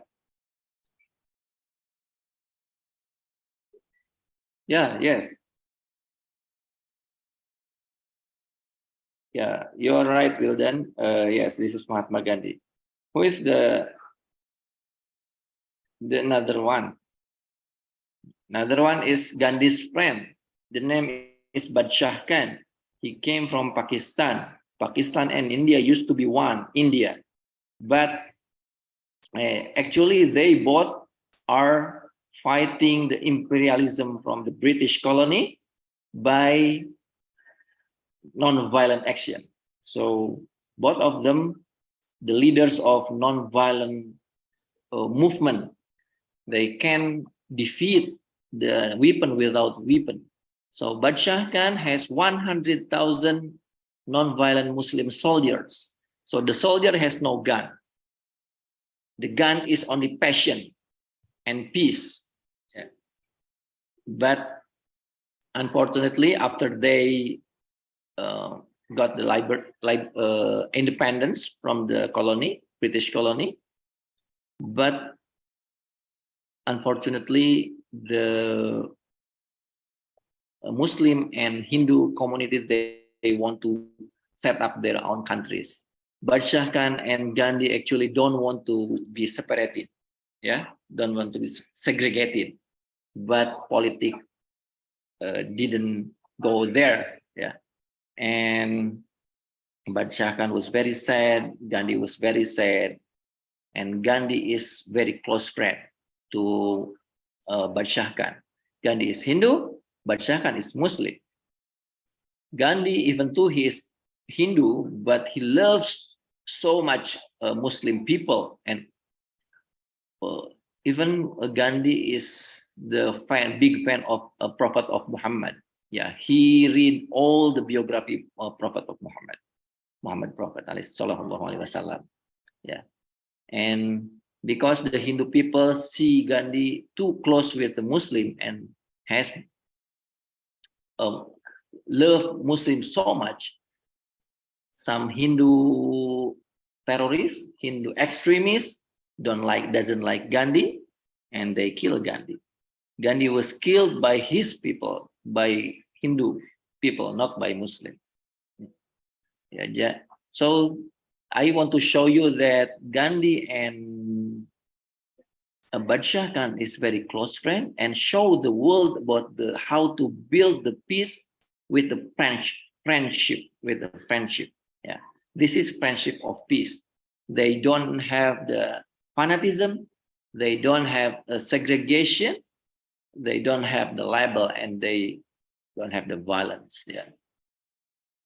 And the next one is Bhopal and Quraishi, one from Pakistan and one from India. India and Pakistan, after separation, has the big high tension, even though in the tennis. But Bhopal and Quraishi, they play together for the one group tennis, and they play in many international events. And they just not just playing tennis, but they campaign about the friendship and peace. So stop wars, start tennis, like this. This is how to show the world that people actually used to be one. This is Imam Muhammad Asafa and Pastor James Wuye. They used to be enemy during the conflict between Muslim and Christian in Nigeria, because they don't have enough information on each other. After they meeting and talk deeply on each other, they found that everyone is the same. Actually, the conflict came from someone else. Actually, they are brothers. And after realizing that they have many common, regardless the differences of religion, so they start to campaign about peace and unity. And this is the ex-terrorist and the victim of terrorists. The right one, one is Umar Patek. He used to be terrorist who commit some terrorist attacks. And in the right place is Pak Tony. He was the victim of bomb. But the Pak Tony forgive the terrorist, and terrorist was touched by his attitude, and they become friends. And they show the world that someone who used to be enemy can be friends and can make peace together. And this is Reagan and Iskandar. Reagan and Iskandar. They used to be enemy during the conflict between Muslim and Christian in Ambon, because they don't know one each other.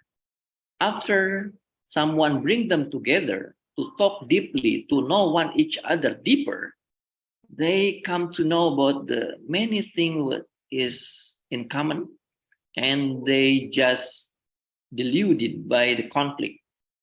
Yeah, conflict makes them separated and has the assumption and label, and they just attack one each other.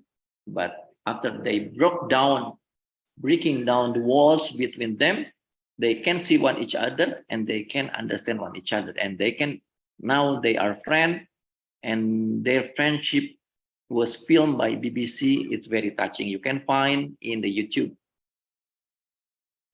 And also I brought Christian student from Bandung to our pesantren in Garut. They used to have assumption and stereotype. The Christians assume that Muslim are terrorists, and the Muslim in pesantren thought that the bule or Westerner or Christian are enemy, and many labels. And after they meeting together, talking one each other, sharing one each other, they became friends within less than 5 hours. Yeah, so this program is breaking down the walls. And this is me and Eric. We used to have the prejudice one each other. Eric taught me is like Muslim radical because I have beard here, and I also assume that Eric is like other people in a politician US that like to attack or like war, yeah, to make war, yeah. But after talking deeper, after building the relationship, we know one each other. Every Lebaran, Eric visited me and try our ketupat, and every Natal, I came to his house and make some colored cake, and we built very good relationship. Yeah, because we used to be united. We used to have unity. So I and Eric started to write down the books. Yeah, this is 12 basic value of peace. So the basic value of peace is we have to start to have the proper view of ourselves by pride to be ourselves and know and don't have any prejudices. And the next one is proper view of others. We respect the people from different cultures, different religion, different genders, different social status, and different groups.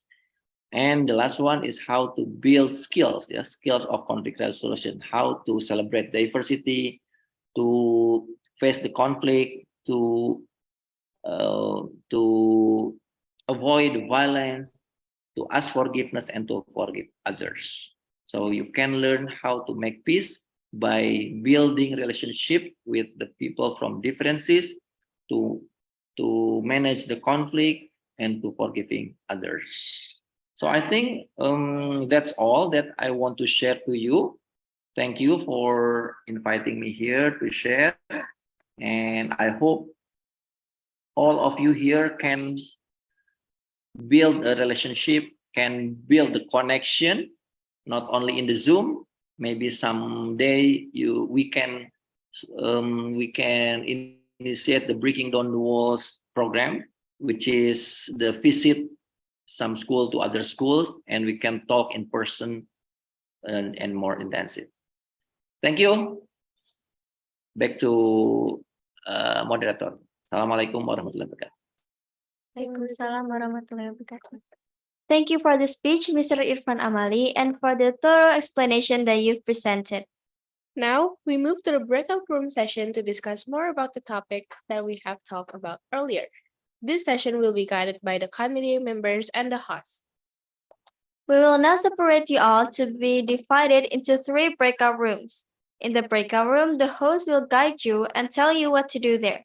The committee in charge are Hanza, Anizka, and Harris. We'll see you soon after. See you later.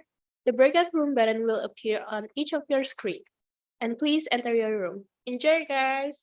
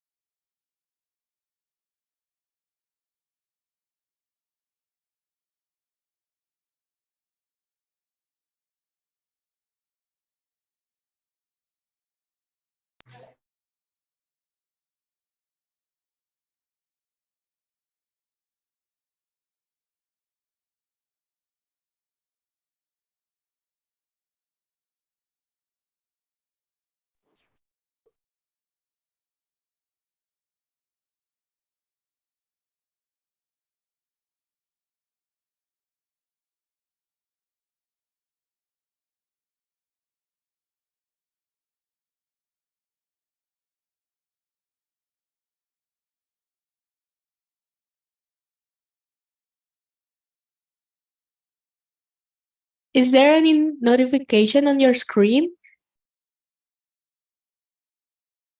No. Please, you can accept the notification to join the room.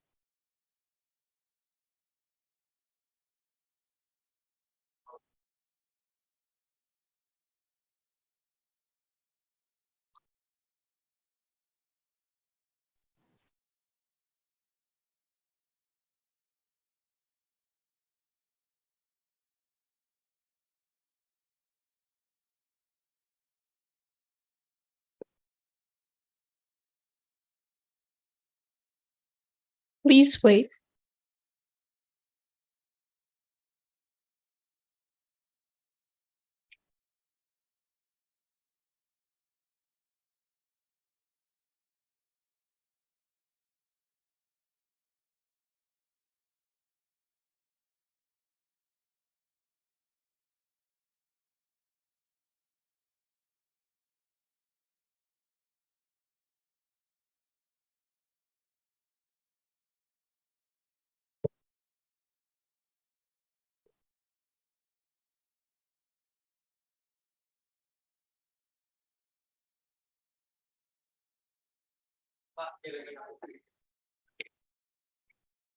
Is there any notification on the screen?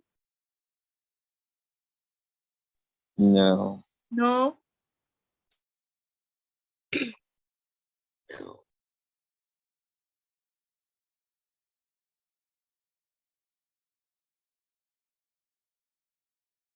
Please wait.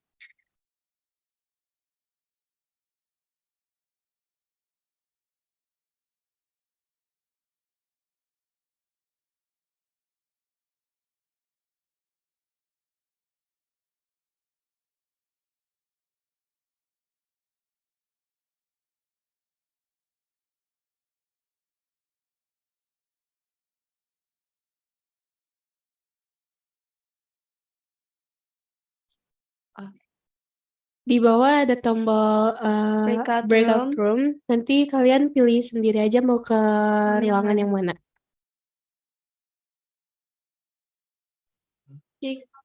Ayah.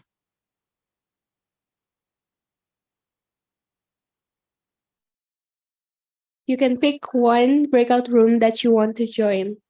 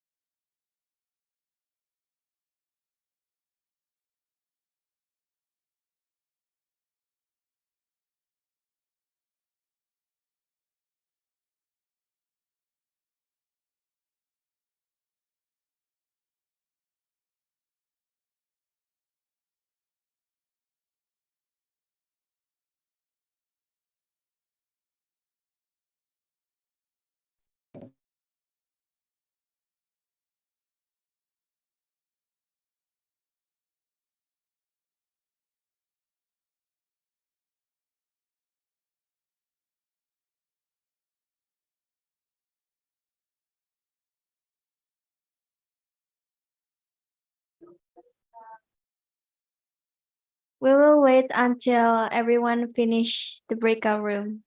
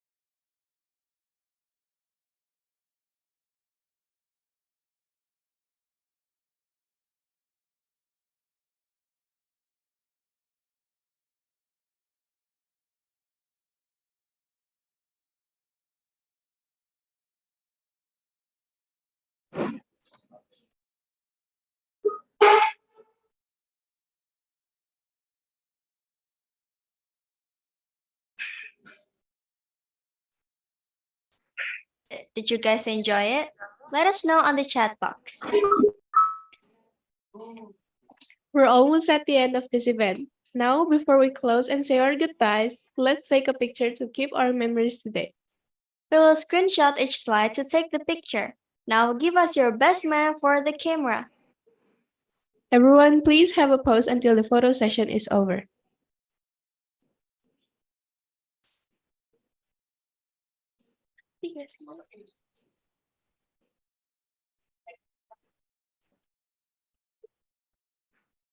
Okay, 1, 2, 3.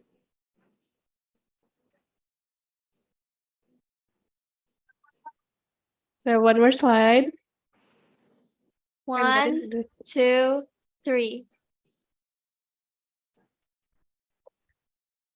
Okay. Okay, that's all. Thank you everyone for attending this photo session at this time. So now we've come to the end of the event. It looks like we're going to say goodbye to all our new friends. Maybe before we leave together, you guys can share your Instagram username on the chat box so we can still communicate with each other. Now we have ended the event, but before that,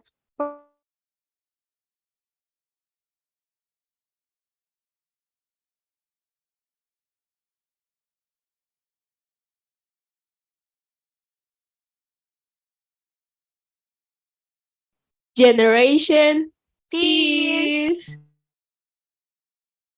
Great everyone. Video first.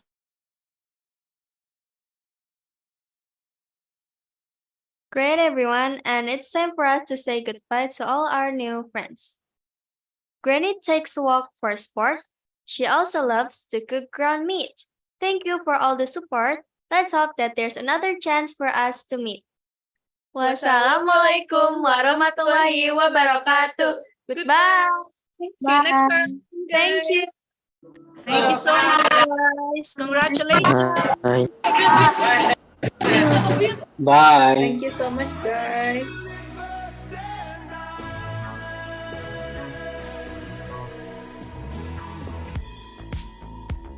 In the night I lie and look up at you. When the morning comes I watch you rise. There's a Congratulations, Fatih. infinity inside Congratulations to all the speakers. Great job, guys. Never ending forever, baby. You are my universe, and I just want to put you first. You are my universe, and you make my world light up inside. 어둠이 내게 편했었지.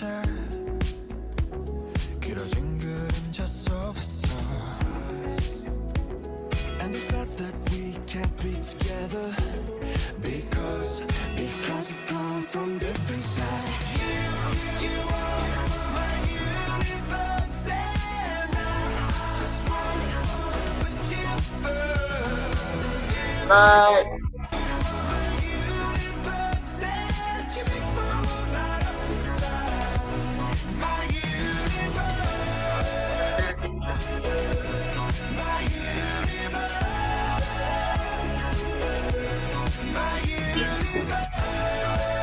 See you later. I will go to Malaysia.